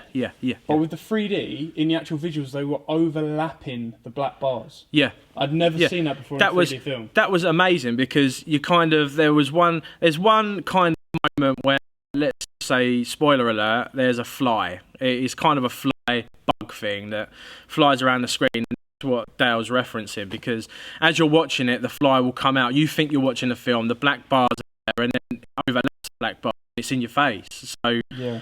I found that really good, and I thought it worked well. Colin Farrell again. It was he had bit parts throughout, and it was kind of slow getting him to where he needed to be. The same with much of the characters in this. For me, best character of the whole thing was the Nomad, the guy. Do you know what I mean? The tubby guy. I like that little mole thing. The mole thing, that character, the one that loved to just put all the coins and stuff and money and valuables. Like a magpie, but in mole form with a platypus. A mole magpie. Brilliant. You could just imagine them in a production. Yeah, we're actually going to make a mole, but he's going to be a magpie. Well, I mean, production, that's Warner Brothers. Yeah, that's something Warner Brothers has always kind of got right. Obviously, you see at the Harry Potter, they can bring the words to life in such a visual form for each individual creature. I mean, there's so many nice cameos in there, but you get to the right cameos, like Ron Perlman. Ron Perlman, do you know what? When you see the character, you're like, that's Ron Perlman. It just... You know it's him. You know it's him. You know he's there, especially with the cigar. His characters have all got cigars in, near enough. I mean, we go to the Sons of Anarchy, then we go on to Hellboy. Now this one... his characters are always punchy and kind of to the point. There's never beating about the bush. There's always a point to the end of what that character's going to be involved with. Hashtag Perlman for cable. Yeah, hashtag Perlman. If that doesn't happen, that's criminal. You know, Deadpool, him being gay Cable would be absolutely bloody criminal. But I mean, for me, as not a Harry person that's watched Harry Potter, I liked it. It was dark in places. The characters were all slowly brought forward one by one. There was a nice surprise at the end, which I loved. I don't know if anyone else loved it because... But now, I'll tell you what, we'll go on to Dale now. Like, you're just going to hear Dale. You'll look at me, but you'll hear Dale. Dale's watched Harry Potter. He knows. What person is a Potter fan did you find interesting about this film? I wouldn't say I'm not a massive Potter fan, but obviously the difference between me and you is obviously... No, but the ones that's actually seen that film, you know, so what would you say is kind of the moments you found intriguing about it? For a person who's watched the film. For a person who's seen Harry Potter, I think the maturity of the film kind of was a nice kind of bring to me, because obviously, you know, I started off Harry Potter with the first book, you read that, and then the film started coming out, so on and so forth. So with Harry Potter, you kind of grow up with the characters. For my age range, they were at your age, and you kind of grew up with them. I think the difference with this one is you're chucked straight into a more adult, mature world, and it doesn't have, you know, like you said, it has those nice little throwbacks to Harry Potter. You know, it has the kind of like several not Easter eggs because they're quite obvious, but the little name drops and nice. I think my only issue with it is, because I had that expectation of what Harry Potter was, when you go into this film, you need to view it as if it's not. I feel I think my biggest issue with the film is I think it should have everything to do with Harry Potter. And J. I think the Harry Potter world works really well. It's got all the kinetics that it needs to work and the fundamentals. But and like I said, to me, as a person that's never seen Potter and going forward, I think this was trying to appeal to the people that grew up with Harry Potter and they're now older, and now they're like, right, well, these guys now are, you know, going to be at a mature rate that they'll be able to take this kind of stuff, and we'll put that on screen to see how it works. And for me, who hasn't seen it, it worked. For you, it's not that it didn't work. Like, the maturity was good because it was nice that it wasn't as like it had the light bits of humour in there. It had some really dark touching bits on it. That was fine. I just think the issue that I have with it is because it's a more in-depth association with Harry Potter. It's not just it's done by the same person that's wrote Harry Potter, but it's also it's done by Harry Potter, but because you're fans of Harry Potter, we're also going to do this, this, this, and this. I feel it could have been a lot less reliant on Harry Potter. Yeah. It did lean on it. It was kind of leaning up against the wall with one hand on it. Yeah. Towards Potter. For me though, the visuals were amazing. Like I said before, everything about it from a person who's never seen it was good. It was a good story. It worked. There was a surprise at the end. Again, I've just told you that. So for me, we're going to go with 2 scores here. We're not going with 2 scores. No, but I'll say your score. Go on, score for you for just general. I mean, looking back at all the films we've watched before and just trying to give it a bit more justification, it's definitely a good film. Like I'm not saying that at all. Like, it was. And if you're going to go watch it in IMAX because it was like the visuals, like Tony said, it were just you need on point. You need standouts, and that was standout. I mean, I look back at our past few reviews and that, and I don't feel I was blown away from it to give it as high enough as Doctor Strange or close to that. So I think my personal score would be around the 6th mark, but yours is the score that really counts. For me, it was a 7. Yeah, that's fine. Purely for the fact that I love the mature content, I love the visuals, and I love the story. Yeah. And again, I like the surprise at the end. I think that's the difference. That's the difference in watched Harry Potter and gone with it. You could tell that I'm less taken back by it. I might change in a day. Yeah. But because you've come in it and you've seen it as a standalone film, as like I've been trying to say, you're able to give it a whole.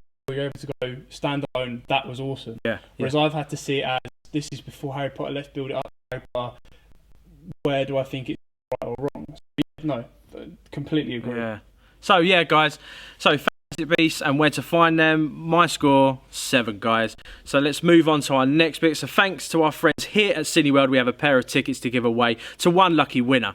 So don't forget to give their Facebook page a big thumbs up and subscribe to all of our YouTube stuff. I mean, we've now got our playlist up for all our movie reviews as well as all our interviews at the MCM Comic Cons. So you won't miss out on anything if you subscribe and also press that notification button as well, guys. That's that new feature that we're going to keep plugging. Please note that tickets are only valid for the UK. Before this week's question, we would like to congratulate last week's winner, which is John Foy. We'll be in touch and we will get them tickets out to you straight away, John. I can't see it, Dale. It's like you're reading it. It's like I'm reading it, yeah. To have a chance at winning a pair of tickets for this week, simply answer this very easy question. What Hogwarts house was Harry Potter a part of? Gryffindor! There was a clue there somewhere, wasn't there? Somewhere in that. Just put your answer in the comments below. It's as simple as that, guys. The winner will be announced on next week's episode at 10 AM. Next Saturday, where we'll be reviewing Allied, starring Brad Pitt and Marion Cotillard. Oh, yeah. Oh, yeah. Oh, YouTube, I love you. Right, so thank you very much for joining me, Tony Piroff, here for the Weekend Buzz. Don't forget to give a big thumbs up to Stevenage Cineworld, as well as our video as well, guys. Give it a thumbs up if you like it. If you don't, then just give it a thumbs up. Remember, guys, to subscribe as well and press that notification button right next to that subscribe button so you don't miss anything. Also, don't forget, guys, MCM Comic Con is this weekend. Saturday, we're going to be in Birmingham. If you can't join us there, join us from the comfort of your own home via the live stream, where we will have all the interviews from the weekend, including 2001: A Space Odyssey and man himself, Sam Jones, Flash Gordon. Again, guys, thank you very much for joining. A big thumbs up if you like this video, a big thumbs up to Stevenage Cineworld, and remember to hit subscribe, that notification button as well, and I will see you all next week, guys. Someone was overly excited.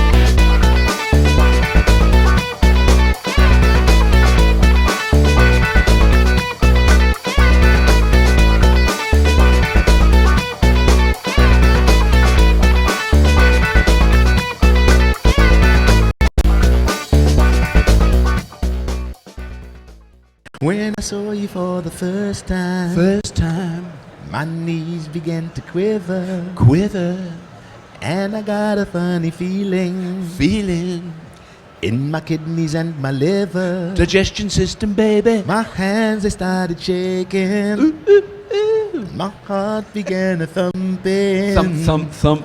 my breakfast left my body. Now, darling, tell me something. Why do you make me tongue-tied? Tongue-tied. Tongue-tied. Tongue-tied. Whenever you are near me.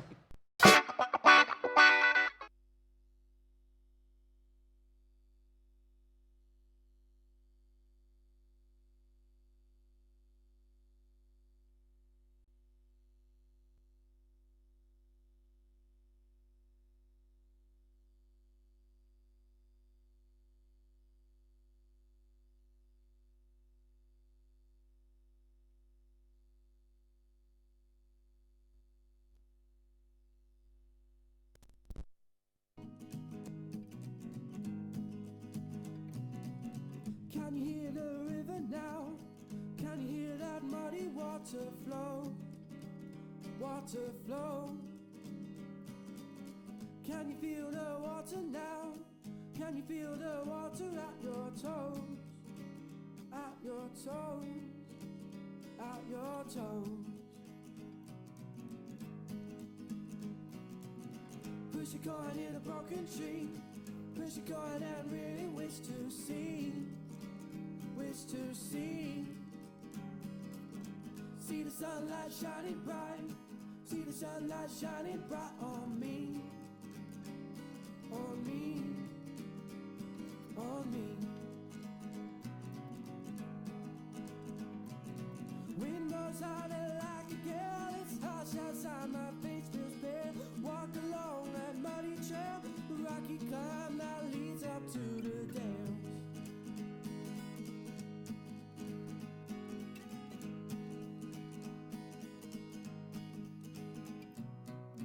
Do you know where we're heading now? To the place where the silence seems to grow. To grow. All we hear is the ocean breeze. Time ticks on and it's getting hard to breathe. To breathe. To breathe. Light fades and the sun goes down. The sound of vultures circles all around. Around. ground. See the water rushing, gushing down, down, oh down. Wind blows harder like a gale, harsh outside my face feels pale. Walk along that muddy trail, the rocky climb that leads up to the gales.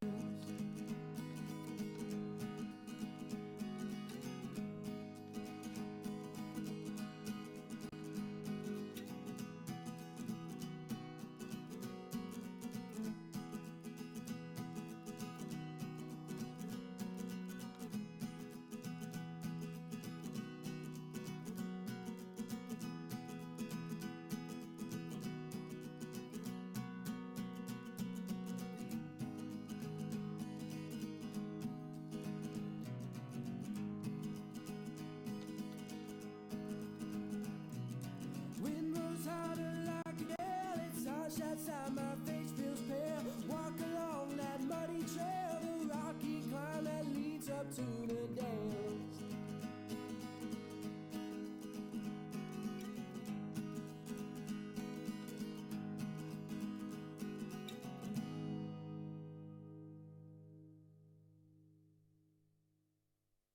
Heaven only knows I keep falling down, down, down. Heaven only knows I keep falling down, down. Heaven only knows I keep falling down, down, down. Heaven only knows I keep falling down, down. Traveling on the same old road, now I run, run. Hightailed back to the sun, now I'm home, home, home. Down, down, down. Down, down, down. I got used to this road, I was low, low. Traveling on the same old road, now I run, run. Pick up my life into the sun, I'm home, home, home. Heaven only knows I keep falling down, down, down. Baby, I will rise to your highest mountain of love. If you cannot find your way down, just run. Keep it all inside until your heart takes just enough. Heaven only knows I keep falling down, down. Heaven only knows I keep falling down, down. Heaven only knows I keep falling down, down. Heaven only knows I keep falling down, down. Heaven only knows I keep falling down, down, down. Baby, I will rise to your highest mountain of love. If you cannot find your way down, just run. Keep it all inside until your heart takes just enough. Heaven only knows I keep falling down, down, down. Baby, I will rise to your highest mountain of love. If you cannot find your way down, just run. Keep it all inside until your heart takes just enough. Heaven only knows I keep falling down, down, down. Baby, I will rise to your highest mountain of love. If you cannot find your way down, just run.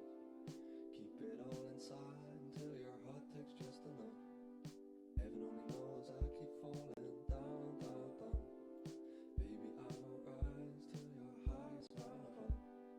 If you cannot find your way down, just run. Keep it all inside until your heart takes just enough. Heaven only knows I keep falling down, down, down. Heaven only knows I keep falling down, down. Heaven only knows I keep falling down, down, down. Heaven only knows I keep falling down, down. Heaven only knows I keep falling down, down, down. Baby, I will rise to your highest mountain of love. If you cannot find your way down, just run. Keep it all inside until your heart takes just enough. Heaven only knows I keep falling down, down, down. Baby, I will rise to your highest mountain of love. If you cannot find your way down, just run. Keep it all inside until your heart takes just enough. Heaven only knows I keep falling down, down, down. Baby, I will rise to your highest mountain of love. If you cannot find your way down, just run. Keep it all inside until your heart takes just enough.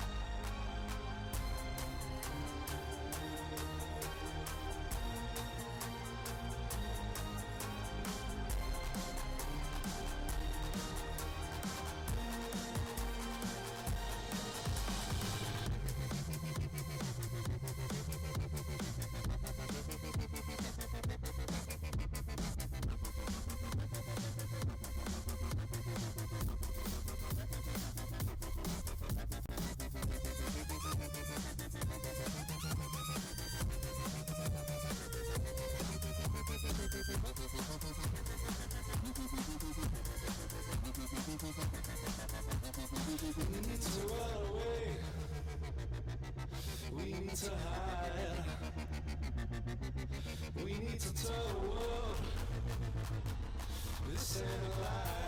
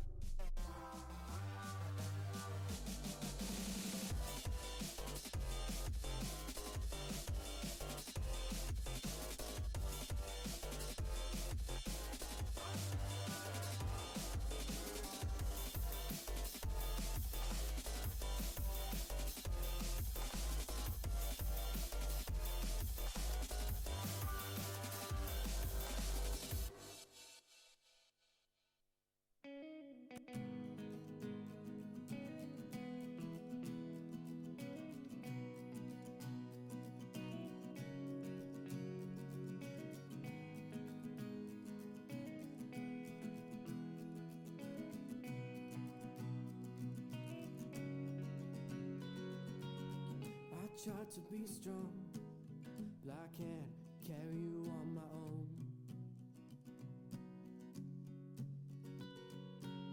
You found another, able to do it all alone.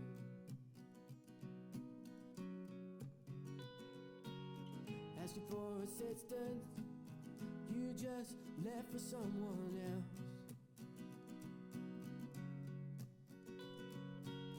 I'll get an answer to see if I can prove myself.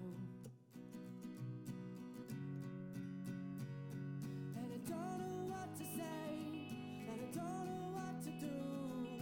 All I know is I wanna spend my whole life with you. And I don't know where to stand, and I don't know where to stay. All I want is to get back the love from yesterday.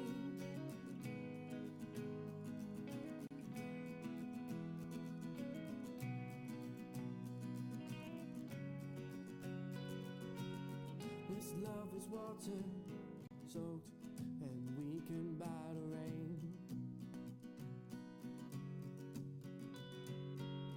I'm lost for answers, something I cannot explain. You told me, baby, everything is gonna be alright. So here I'm standing, alone and dark, walking in the night.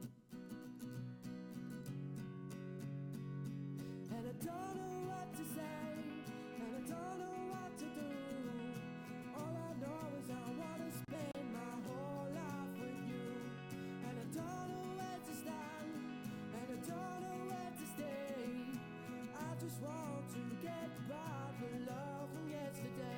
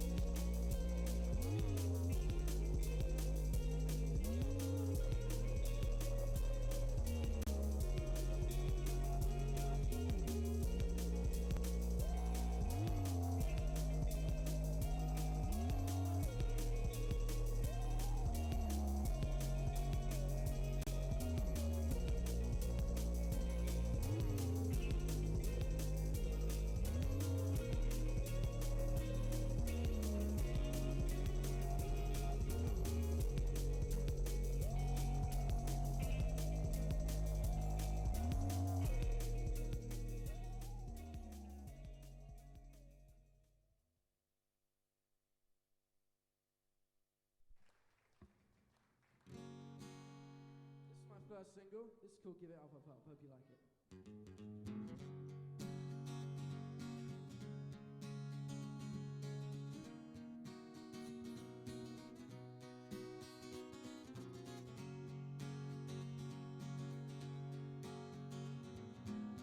Hey baby, I heard you say that you love an hour today.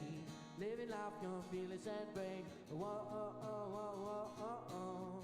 Stole a kiss when you came a little me. Got me to the Chinese street. Want you now, want you then and he. Whoa, oh, oh, oh, oh, oh, oh. Darling, won't you let me be here? One and only. Feels like we ain't giving up, up, up, up, up. Let me tell you, sugar, you're my only lover. Feels like we ain't giving up, up, up, up, up. Oh, oh, oh, oh, oh, oh, oh, oh, oh.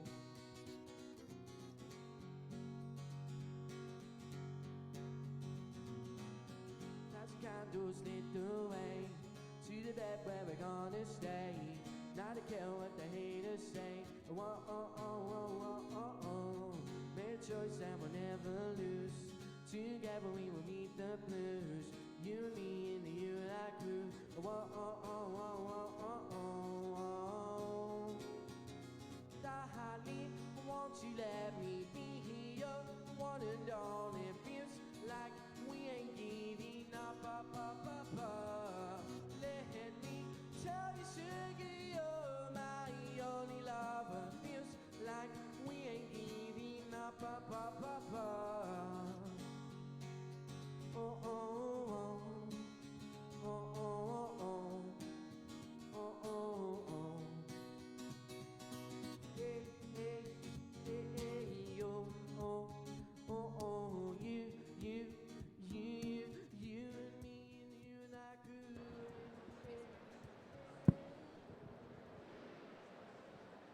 MCM Birmingham, hello. Hello. Guys, are you all right?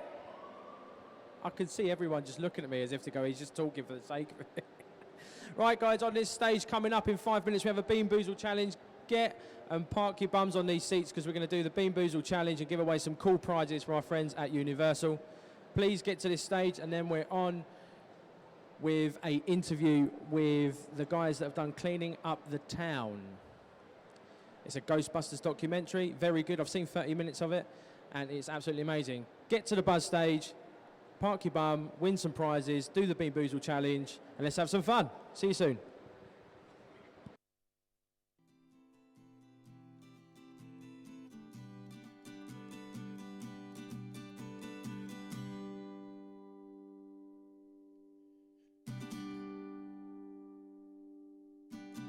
Oh, I can often feel it in my bones. Oh, I don't think that I can let this go. It circles in my head, I'm thinking paranoid. I can't seem to get rid of this undying noise.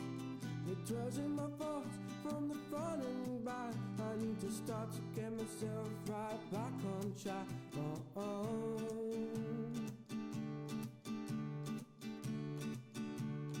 Can you hear the sound of the drums beating in my head at night? Can you hear the thunder come rolling in the naked sky? It drums until the very end, loud until the morning light. I don't wanna miss this now, living in the nightlife.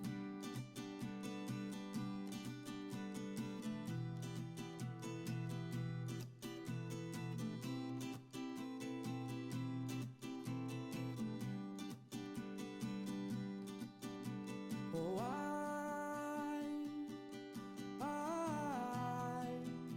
have started feeling rather weak, and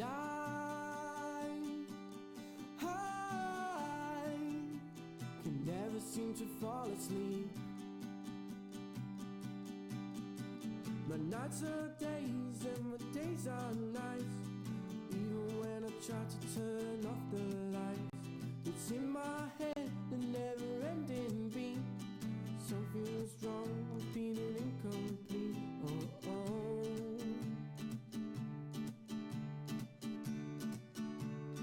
Can you hear the sound of the drums beating in my head at night? Can you hear the thunder come rolling in the naked sky? It drums until the very end, loud into the morning light.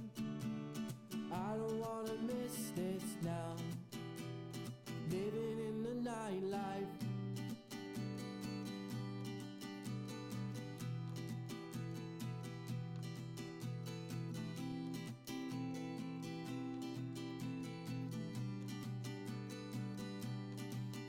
I don't know if this is something that I can control.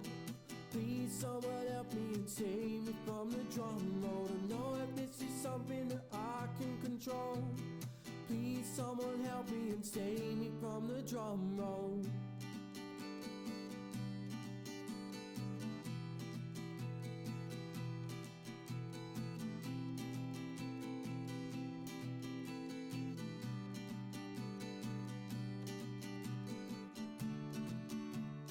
Can you hear the sound of the drums beating in my head at night? Can you hear the thunder come rolling in the naked sky? It drums until the very end, loud into the morning light. I don't wanna miss this now, living in the nightlife.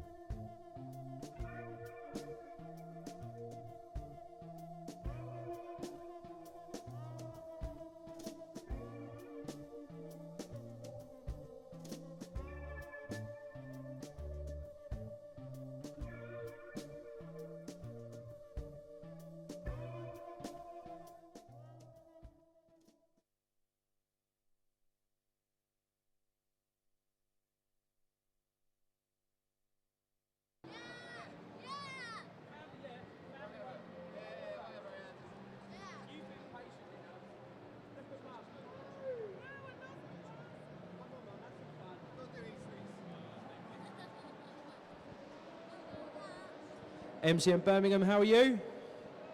Everyone's looking. How are you? Andrew Lee Potts, how are you? Well done, man, my man. Andrew's over there, guys, if you want to go and see him. Right, so on this stage now, on the Buzz stage, we're going to be doing the BIRMINGHAM Challenge. The first ones up are going to be the family that's sitting on the front row. Mum doesn't want to do it, but she's going to come up and play. Let's go, guys. So these lovely 4 people have been patient and waiting here for the whole time. They're going to come up, they're going to try a jelly bean, different flavour, whether it's fruit, candy.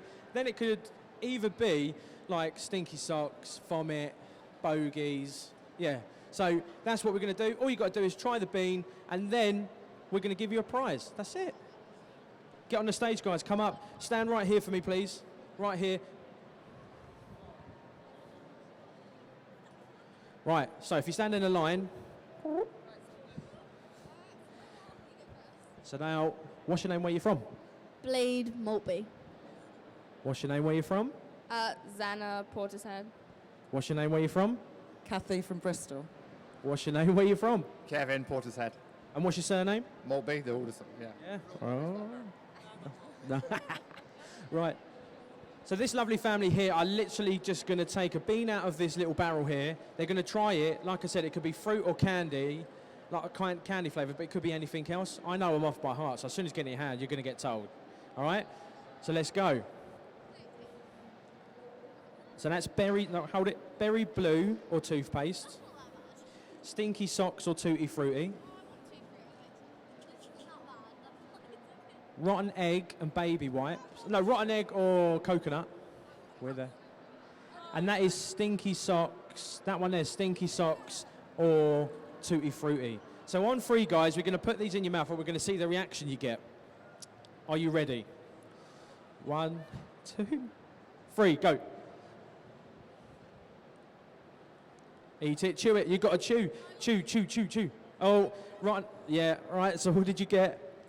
Toothpaste. Tutti Frutti. She got egg. Tutti Frutti. Oh, so we had 1, 2. Oh, she didn't even want it either. Guys, literally, we've got a bag here, and it's full of merch. Put your hand in and pick one out for being such good sports. So dive in. Look at the girls diving straight in. Are you both looking forward to Christmas? What do you reckon you're going to get? I don't know. PlayStation VR behind there, Dad. Oh, Xbox One. Nice. So go on then. Just put your hand in there, pick one out. And go on, Dad. The one hanging out. The one hanging out. So we got Ted, we got Central Intelligence, and we've got Ouija. So these guys have all won a T-shirt by just coming up and eating a jelly bean, guys. So if you want to get in on that, give them a round of applause. Well, I'll give you one. Thank you very much. Absolutely brilliant. Anyone else want to try this BIRMINGHAM Challenge in Birmingham at this precise moment in time, guys? Anyone around the booth?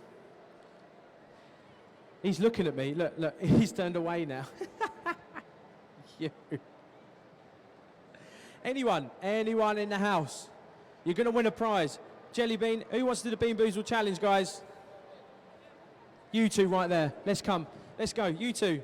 You two. Come on. Come up on this stage. Oh, stay right there. We've got time for a couple more. Stay there. Let me do these, guys, and I'll get you 3 on. Right, stand next to me here. Face the camera. What's your name? Where you from? Paula from Bedworth. What's your name? Where you from? Ian from Bedworth. And what have you both come dressed as today at Con? Anything. Myself. Boy, I like it. So all you're going to do is you're going to try a bean, take one each, don't put it in your mouth yet, and I will tell you what you have. So that is bogies or lime, and that is grass clippings or I think lime again. So after 3, guys, 1, 2, 3. Oh. Yeah, we got bogies, ain't we? Yeah, it's out. That's bogies. I ain't got a clue. You got a clue? Right, well, thank you very much. Round of applause for them. Absolutely brilliant. Put your hand in that bag and grab a prize. I'm so sorry. Have you got a bottle of water here? Anyway. And one for you, sir. Thank you very much. Round of applause for them. Right, guys, we've got some more coming up here. Are you coming up? Oh, 2 minutes. We've got a photo. We've got a photo op going on here. She's trying it right on here.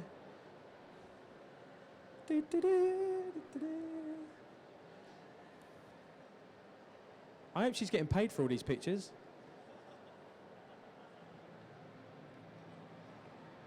Right, let's go. Come on then, let's get them up.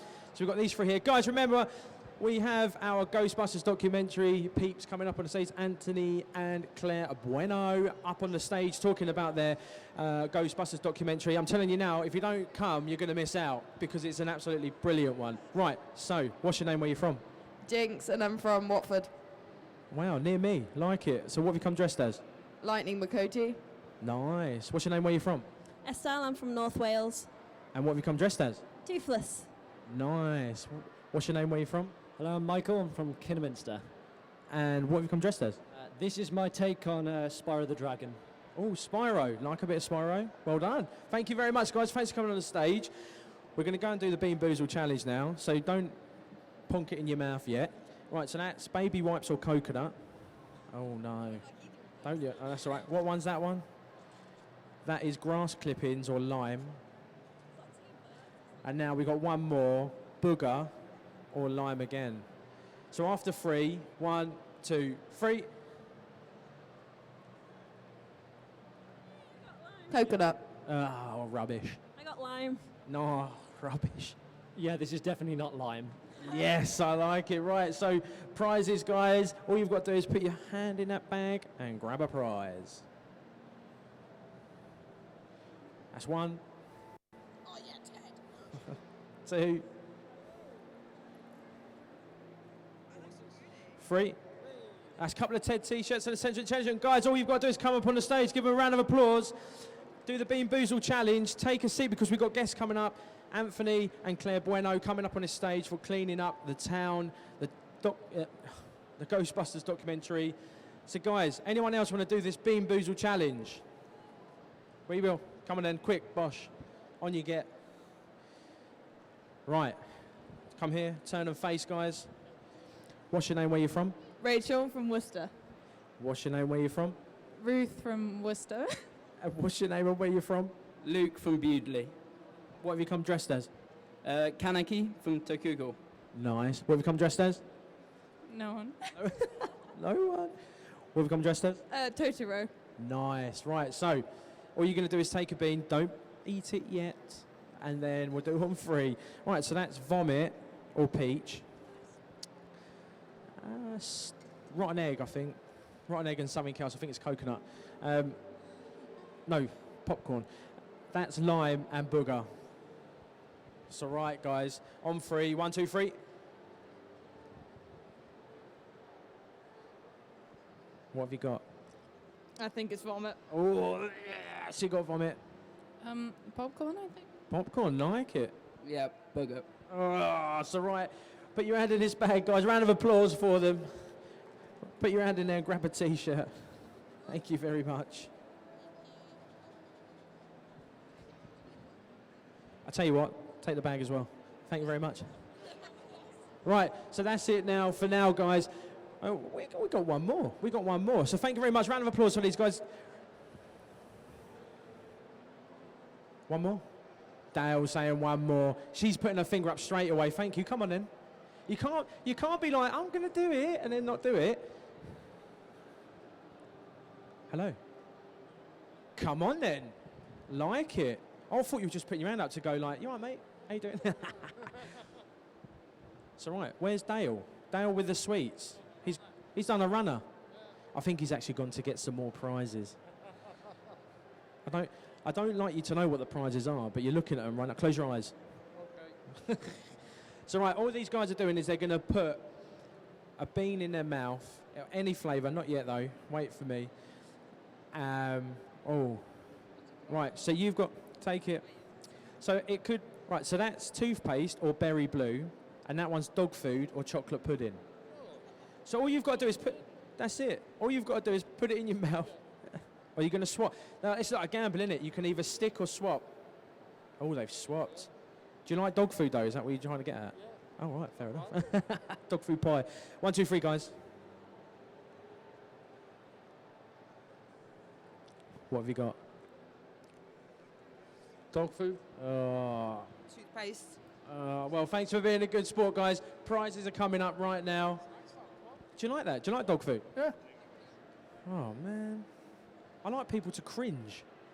Thank you very much. Round of applause for him, guys. Thank you very much. That's all the time we have for the BIRMINGHAM. Remember to stay right here and get here to see Anthony and Claire Bueno for the Cleaning the Town documentary, the Ghostbusters documentary. We've got a great pitch from them. You're going to love it. Just get here now. Come on, guys. Come on, Birmingham. Get here for them.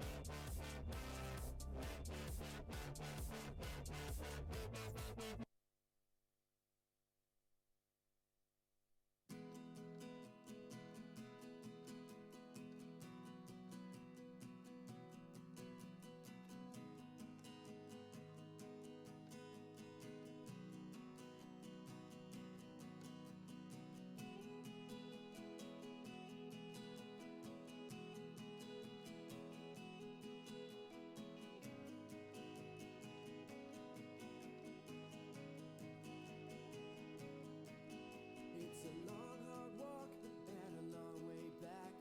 We walked so far that we lost our tracks. Oh,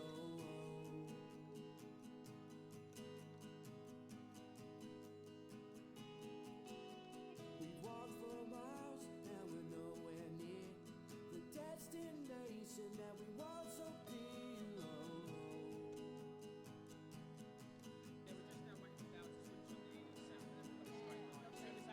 There's twists and turns along the way. Now we can't stop walking and we just can't stay.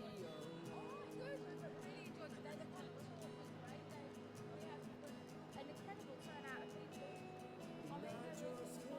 And the stars they say, oh they say, hey there friend, do you know the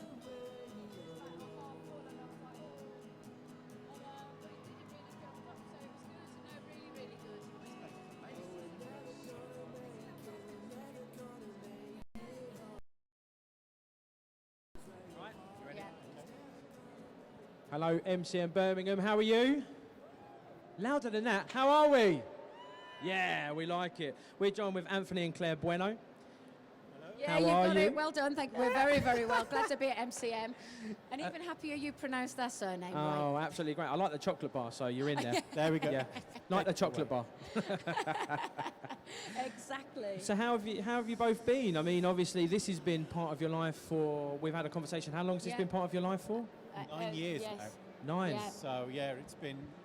I think officially it was like 2008, but really like 2007, like from around about the end of the summers when we were talking about it. Yeah. Seriously, it's like, right, okay, are we going to do this? So it has been 9 long years. Yeah, 9 years. And it was completely self-financed up Yeah. until the beginning of this year when we raised a Kickstarter. Yeah. And the sort of Ghostbusters community came on board and gave us the much needed funds to help us finish it, really, because that's one of the reasons why it took us so long, was when you are independently financing something. Yeah. and you've got to travel abroad, it costs money. Oh, it does. I Yeah. would have. Yeah, I would imagine. So this Kickstarter, let's focus a tiny bit on that, because for me, I know of Kickstarter, and I know of other kind of fundraising kind of things that people do online for like businesses and stuff like that. Could you give us a bit more in depth about that? So what made you? Obviously, the funds, you said you wanted to raise more to finish the project, but what kind of steps did you do to ensure that money was raised? So you went on Kickstarter, you signed up, you've done everything. Well, before we actually even entertained using Kickstarter as a body to actually provide the funds, because there are different crowdfunding bodies. There's Fundy, there's Indiegogo, Kickstarter is probably the most famous. But you kind of need to read the terms and conditions, and all of them have obviously something different to offer. You know, Indiegogo and Fundy, that you will get everything.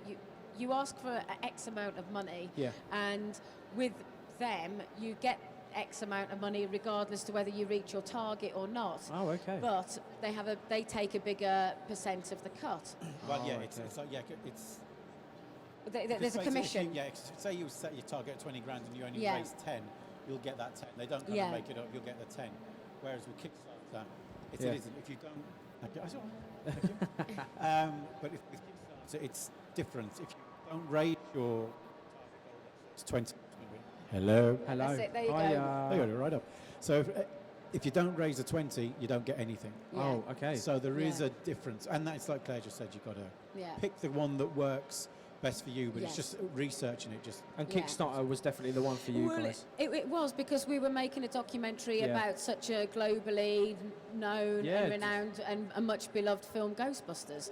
So we thought we'd take the risk and see if we could get the whole amount of money that we wanted and we needed. And it wasn't easy. I mean, it was hard. It's like I'm talking to someone about it even before we did it. It's a full job. Because you can't just say, right, well, we've launched it, let Kickstarter get the word out and do a few tweets.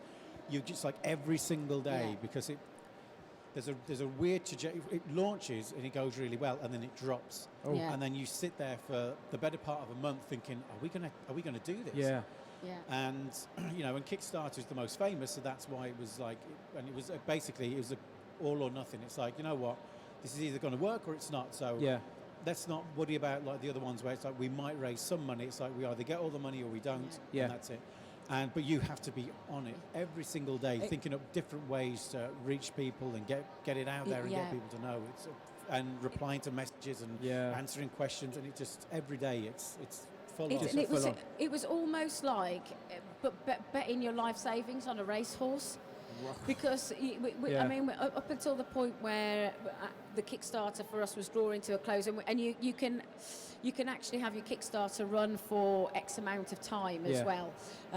We chose a month because we were again kind of on research. It was the least amount of time you have it open for, the better. Because people just get fed up and move on to something else. So that intensity of time is something that you need to capitalise on. And literally we still hadn't raised our target, and we had 3 hours to go before the Kickstarter was going to close, and it was the most exhilarating and stressful. It's just like everything. Everything is. you just like when you hit it, it's like, oh my God, we've done it. But then what can happen is that people can pull their donations. So and it isn't until it finishes, it's like, that's it, now you can't change your mind. So you go over and then you think, but we could have a few people pull out, which will pull us back under. So you're just like, oh, this is just. It's a very weird. I bet it was. It's worth doing, but for the right project, it was definitely worth it. And they were just. It was. I did think Kickstarter was very good. Oh, brilliant! I'm glad we went that rather than the others. I mean, that's absolutely wicked. I bet you were so excited when you hit that target. We were jumping around. Oh, well, you were ill. You had the flu. And so the wonders of modern technology, we were Skyping each other. So we had, I think, my father on the phone, my mum and my brother on Skype.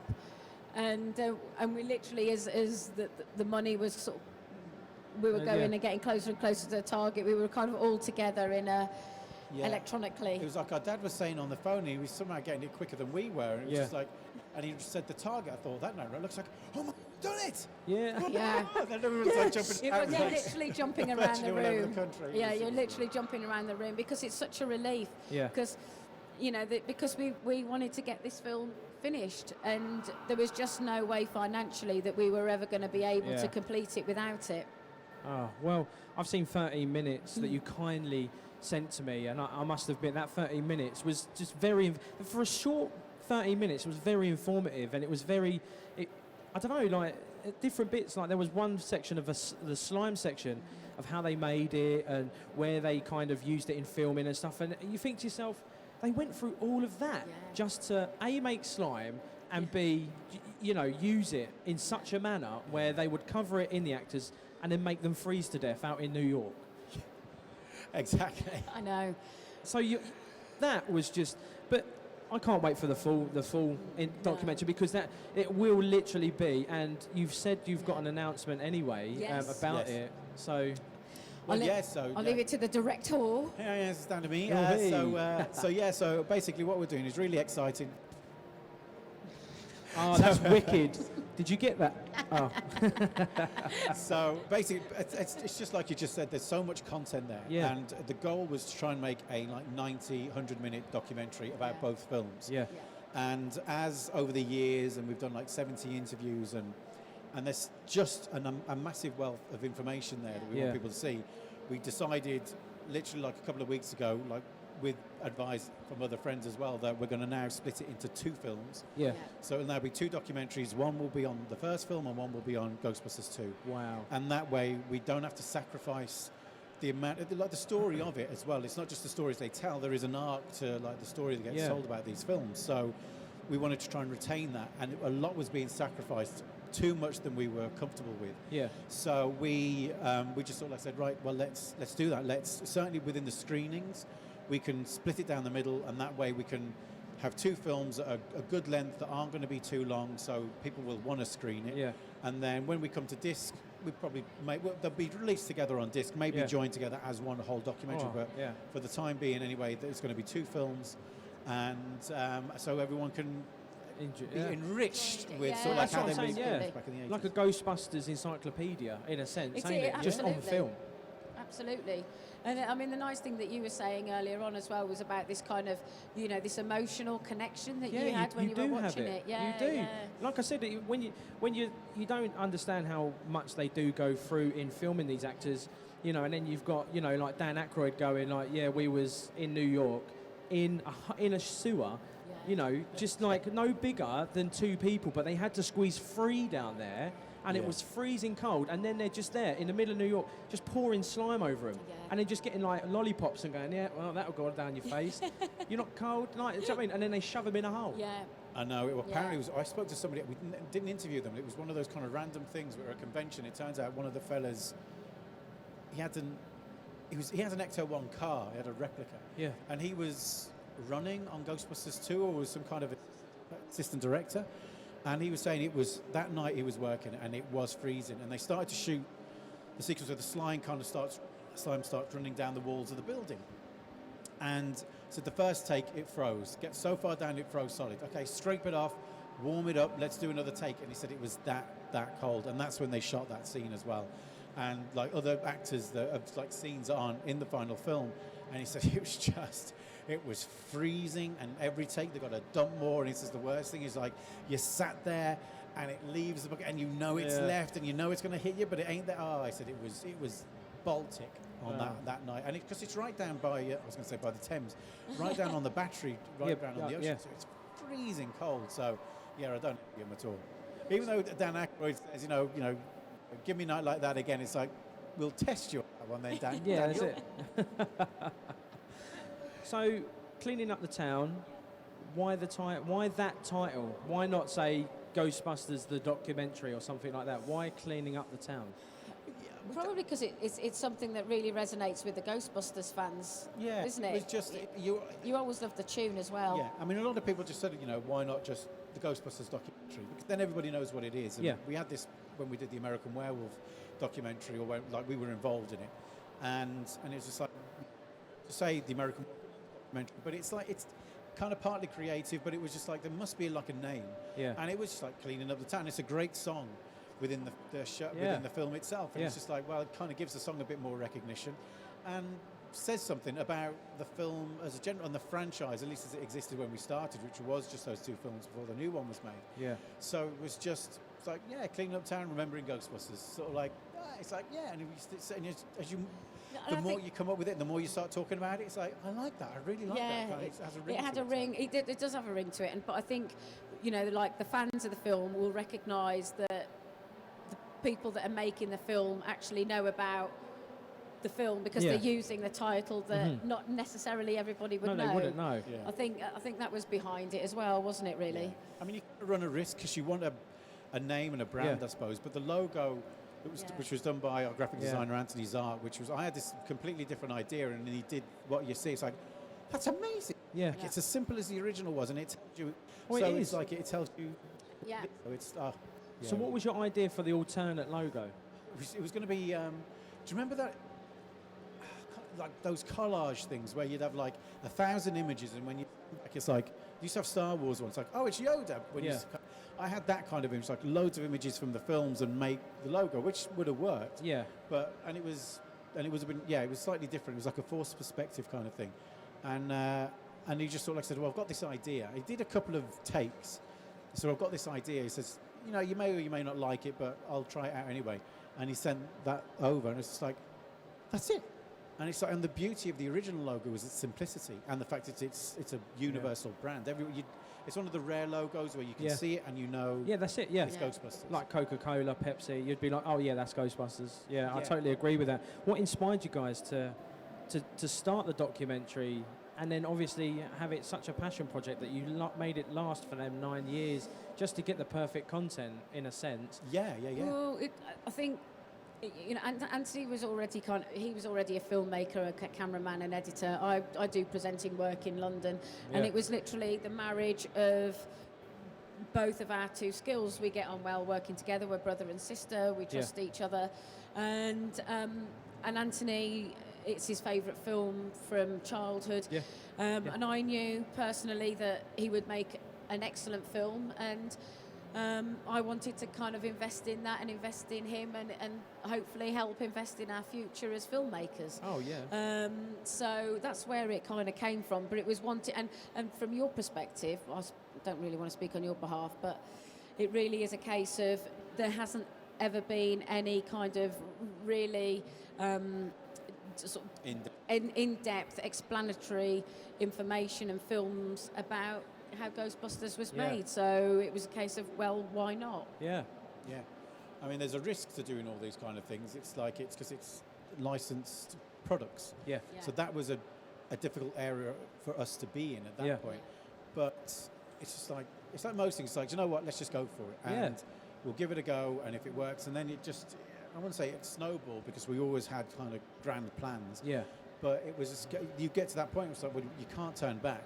And we've interviewed X amount of people, and it's be letting them down because they've given their time for nothing. We've got interviews with people that aren't around anymore, and you can't get those interviews now. Exactly.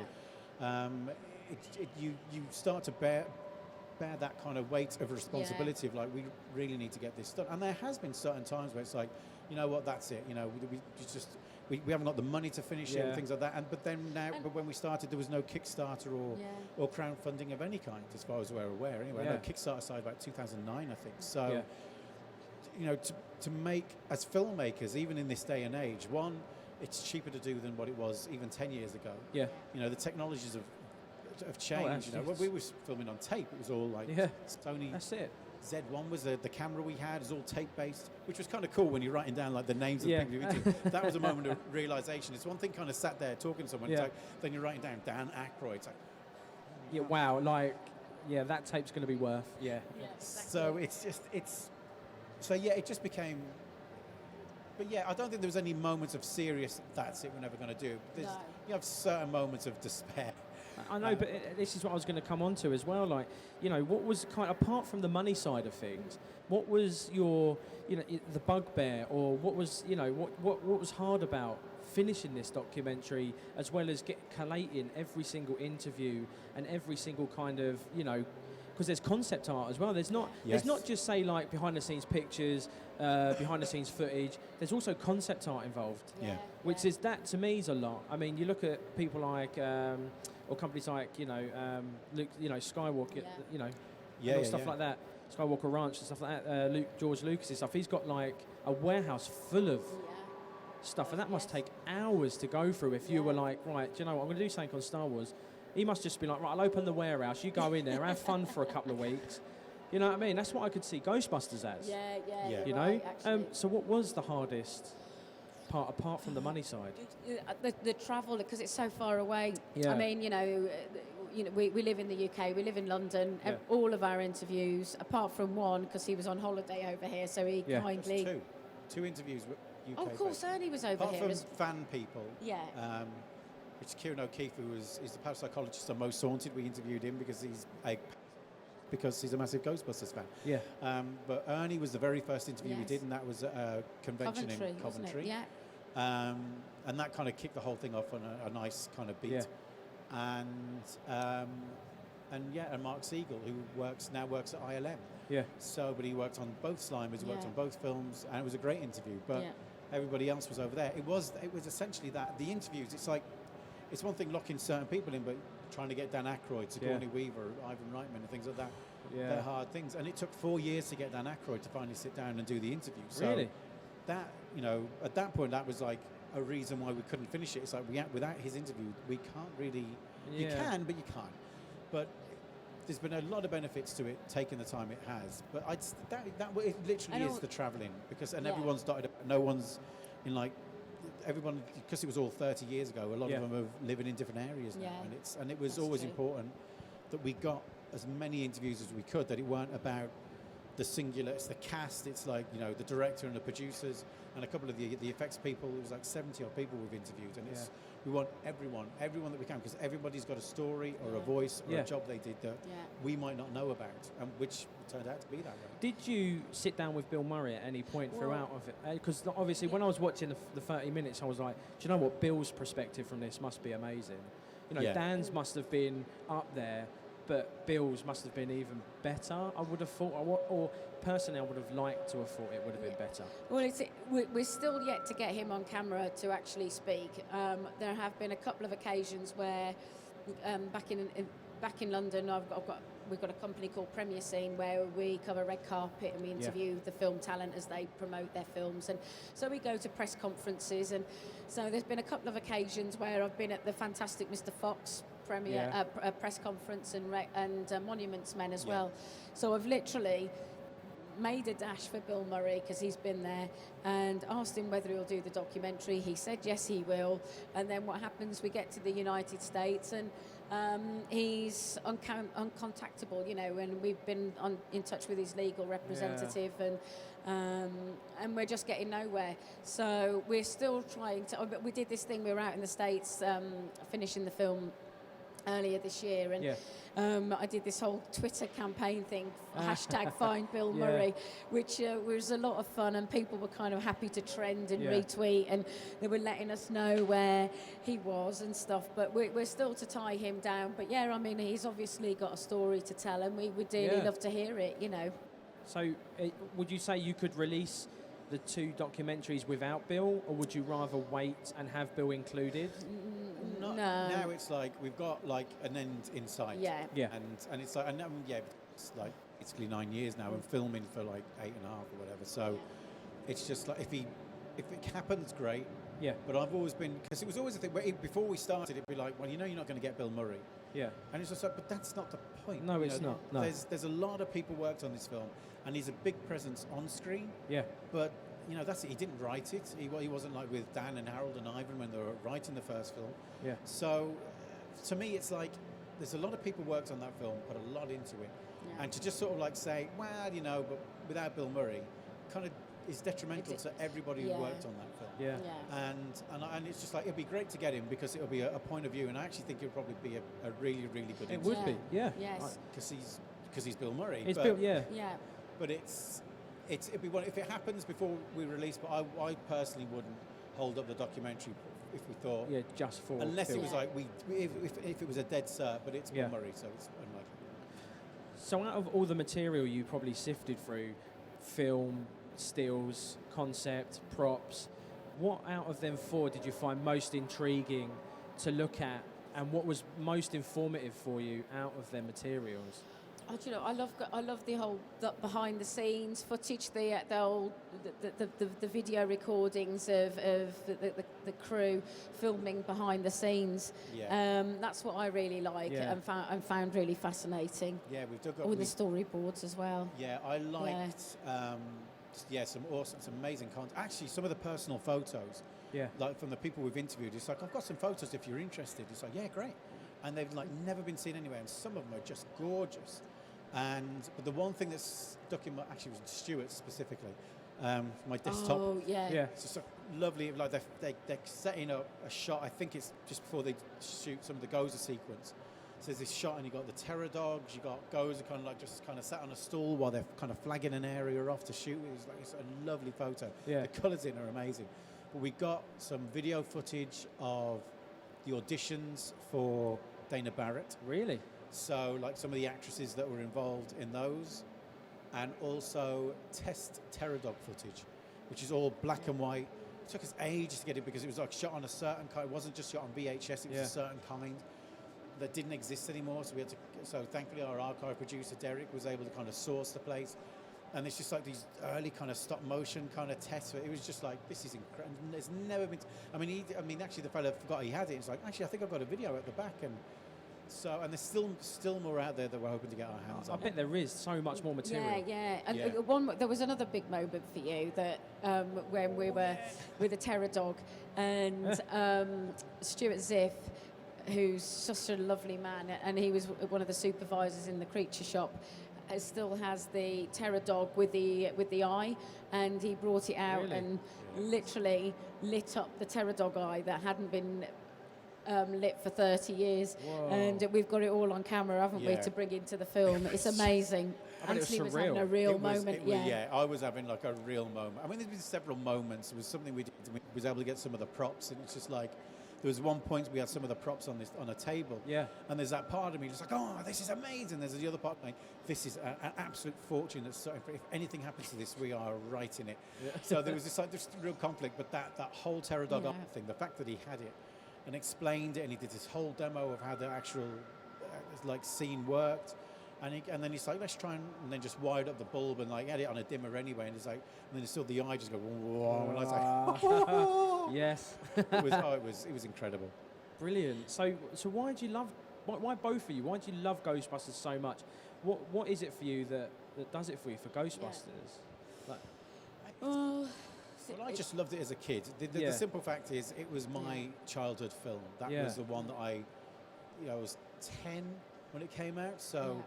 Just resonated with me, and sort of like as I've kind of grown, it's become more than just like the film I loved as a kid. You kind of like, and when I went to film school, you kind of analyse, and it's just like you look at it and think, this is just a really, really well-made film. Yeah. And to be able to do that as an adult and appreciate it still as the same way as I did as a kid, and on another level of like filmmaking, because I just think it's just one of the best films that was made of that era. Yeah.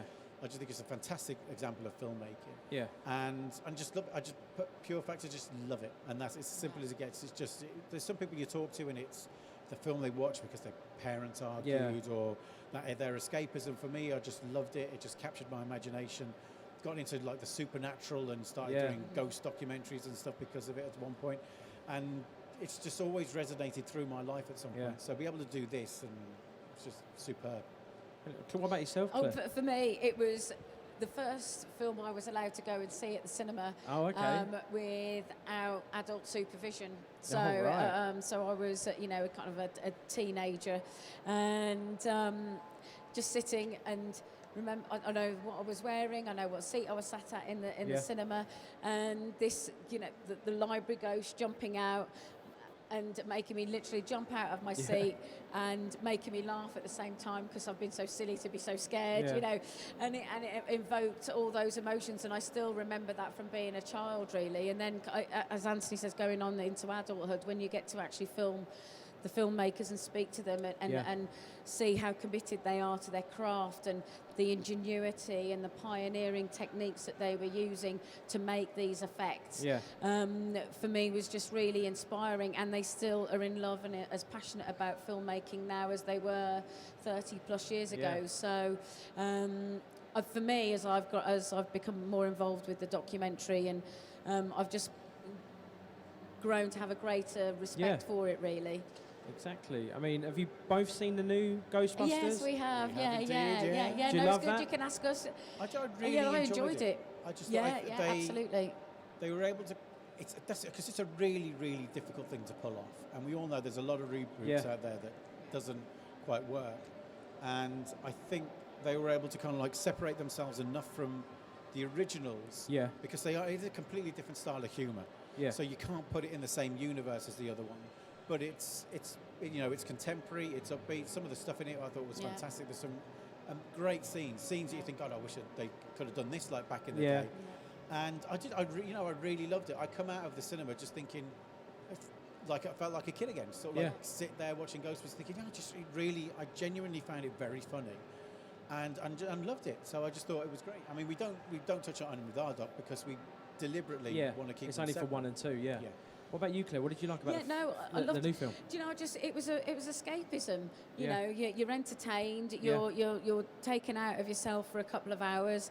It was wonderfully executed by all of the actors involved. And I spoke to Paul Feig, and he was very conscious, and there was a lot of pressure on him to create the film because of obviously such a huge fan base. But you know what? As soon as I sat there, you hear that.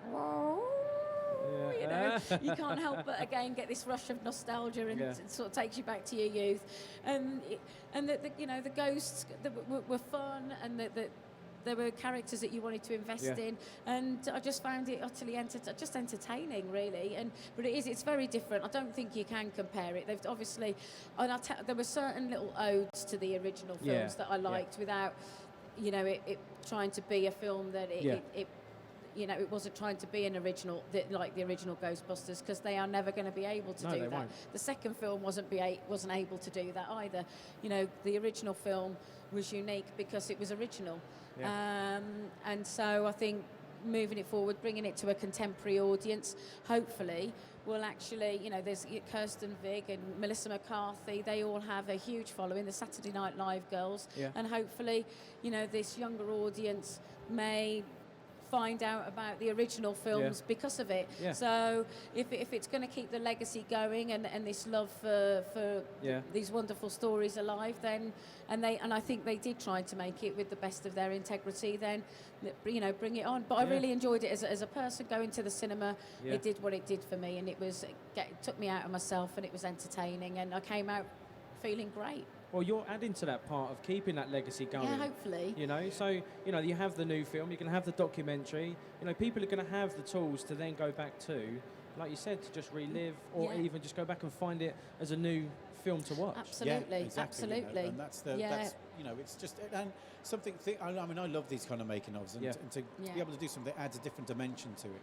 So people can just sit there and rewatch it, learn something new, and then when you go back and watch it again, and it's not so much deconstructing it, but it's just like having appreciation.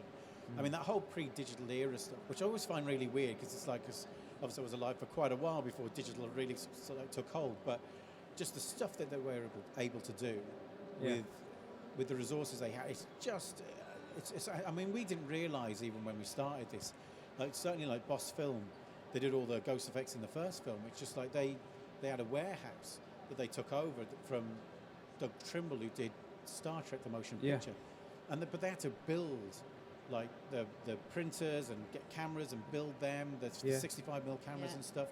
Speak to Kodak to develop the film. That they did. The film stock, they would. They send the specs to Kodak, who then make the film stock and then send it back so they can do the effect that they want.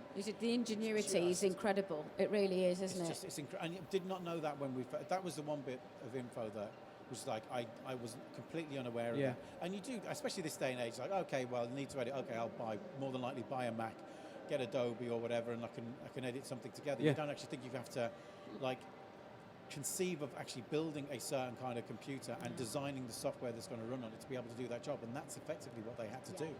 It was just amazing. We've seen some of that old kit as well. One of the people we interviewed does a lot of models and stuff still. And actually on the new Windows 10, I think he was involved in that Windows kind of logo. Oh, okay. That's right. But when we went there, and it was like a little office space, and we interviewed him and thought, oh, this is kind of nice. He goes, oh, do you want to see the studio at the back? It's like, yeah, okay. And then this is massive work area and working on different things, and they had this huge rig. Yeah. And I'd like this, it was kind of broken, like had some neon around it. It goes, oh, well, this is the motion control rig that they built for The Empire Strikes Back. Oh. Blown away on that. So it really goes, yeah, that's the neon. So that was to hide the end. So we're going to repair the neon. Some fellas bought it in wherever it was going. I can't remember where it was actually going to go to, but he said, yeah, this was just left rusting over at ILM, so we're restoring it, and this was the track that they shot the Millennium Falcon stuff on. It's like, oh my God. Yeah, like Holy Grail. It's history. It is. And I think that's one of the things that's been really important for us is we are telling a story of the history of filmmaking at that particular era, and that's been particularly poignant for us, isn't it, to cover.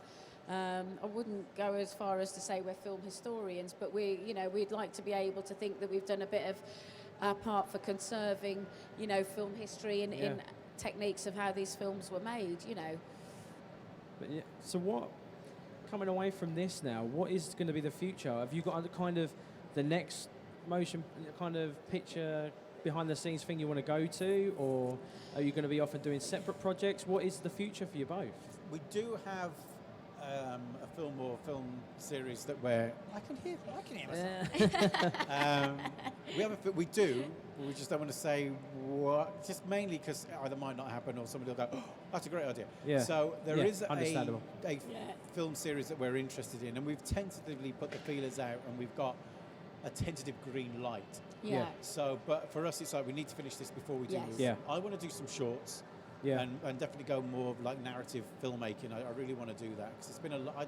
Last time I did it really was when I was at film school. Yeah. So, and I was like, this year was like end of this year. I'm going to do 2 shorts for definite, and it's just end of the year, and we're still doing the doc. But to be at a stage where the doc is in those final stages of it all now. I mean, it is basically edited. We're just putting all the motion graphics on now, which is quite a process, but it's looking awesome. Yeah. So as you know, that I see from that clip and stuff. So exactly.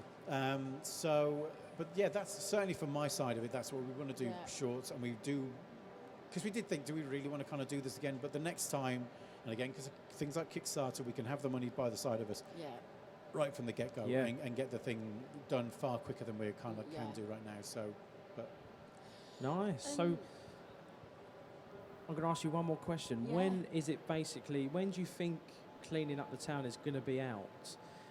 Is there any part of next year maybe that it's going to be out, or have you got any dates or anything like that? Do you know, there was a point. Where is it? How long has it been since Ghostbusters came out? It was 32 years ago, wasn't it? Yeah. So we originally this was going to be for the 25th. Yeah. And we were just edging to the point where I don't think we're going to make the 25th. And I think I did make a joke saying, well, the 30th is only 5 years away, and the 30th has been and gone, and that was 2 years ago. So I don't want to joke about saying, well, the 40th ain't that far away.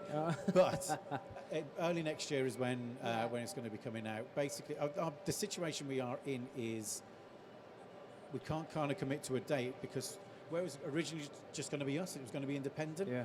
Now it's like we've got potentially distribution deals. So a lot will have to do that. But either way, early part of next year, I think February is when we're going to start the screenings. We hope we would be able to make some announcements on that, but there's a couple of things we need to finalise. But around February should be the time when we start doing the screenings for it, for this part 1 anyway. Yeah. So early part of next year is when people going to be able to start seeing the documentary, and then from that point, it's just working out those deals and whether it's going to be a streaming service thing first and then the physical. Yeah. That's the area where it's really exciting because we're learning so much about it. It's really totally. Let's talk to Netflix today and see if we can do them a favour. Where is actually Ghostbusters on? Are they on both, say, like Netflix and Amazon Prime, or? I don't know. Netflix at one point. I don't know if I'm not sure. But they have it's interesting. Again, we're finding it's like there's the deals in place. So just because something's on Netflix or Amazon now, might not be in 2 months or a year's time. So and the same with us. With the doc might only be there for a limited amount of time if they take it. Yeah. Yes, and territories. I mean, that's another thing as well. So. But you know, hopefully TV stations might be interested in it as well. Yeah, I would have thought so. There's there's a realm of possibilities really. So, but we're just trying to kind of tap into them at the minute. Yeah, but early part of next year. Early part of next year. We'll be cleaning up the town. Cleaning up the town. Yeah. Well, thank you very much, guys, for taking time out to come in to talk to us here on the Buzz stage. Our pleasure. So all the people at home are going to absolutely love what they've just seen and are going to be buzzing for everything that's coming out. Yeah. So thank you very much. Thank you Anthony very and Claire much. Bueno, thank you very much. Thank you. Remember, guys, round of applause. Remember, guys, at home, please subscribe. Give us a like if you like any of our content as well. We have got a notification button for you to press so you don't miss out on anything. Thank you once again, Anthony and Claire. Don't forget our Facebook page as well. Yeah. It's Ghostbusters Doc. So it's Facebook Ghostbusters Doc, Twitter Ghostbusters Doc, Instagram Ghostbusters Doc, hashtag Ghostbusters Doc. And the website, buenoproductions.com. And you can still sort of like contribute to the crowdfunder because we can set up a separate one afterwards. So if you still want your name in the credits or to pre-order effectively, then you can kind of go on the website and order through there. Yeah. Thank you very much. Thank you Catch very all much. of that, guys. Rewind that button. Get them all down and get and watch their content, guys. Thank you very much. Again, thank you. And we'll see you tomorrow. Thank you, guys. Cheers. Thank you.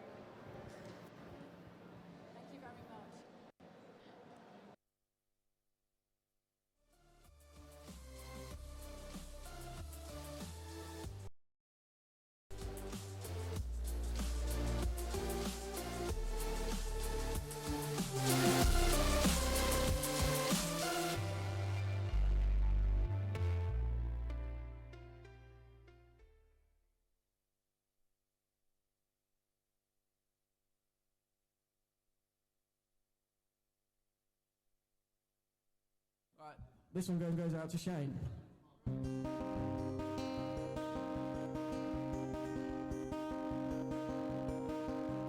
Let it settle and fall away. Haven't got a word to say. Ticking boxes pave the way. All in a day.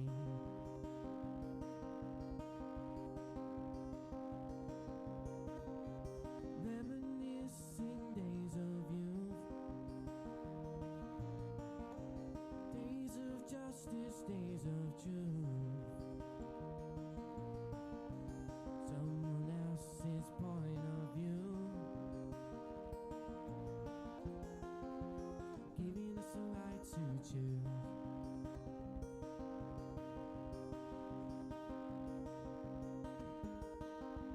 Sign of the times, sign of the times, making up minds and choosing sides.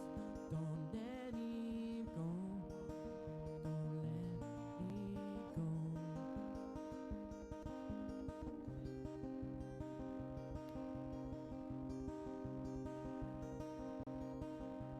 Desperation fills the air, bringing people to despair. On the streets now for our rights, giving us the chance to fight.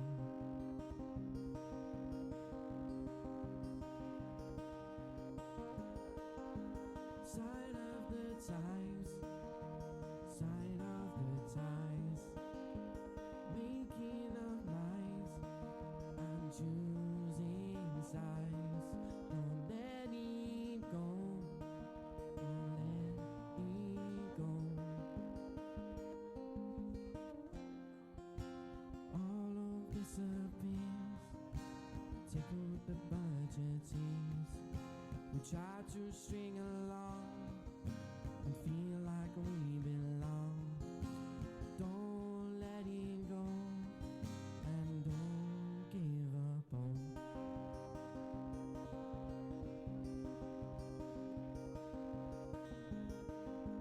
Sign of the times, sign of the time, making up minds and choosing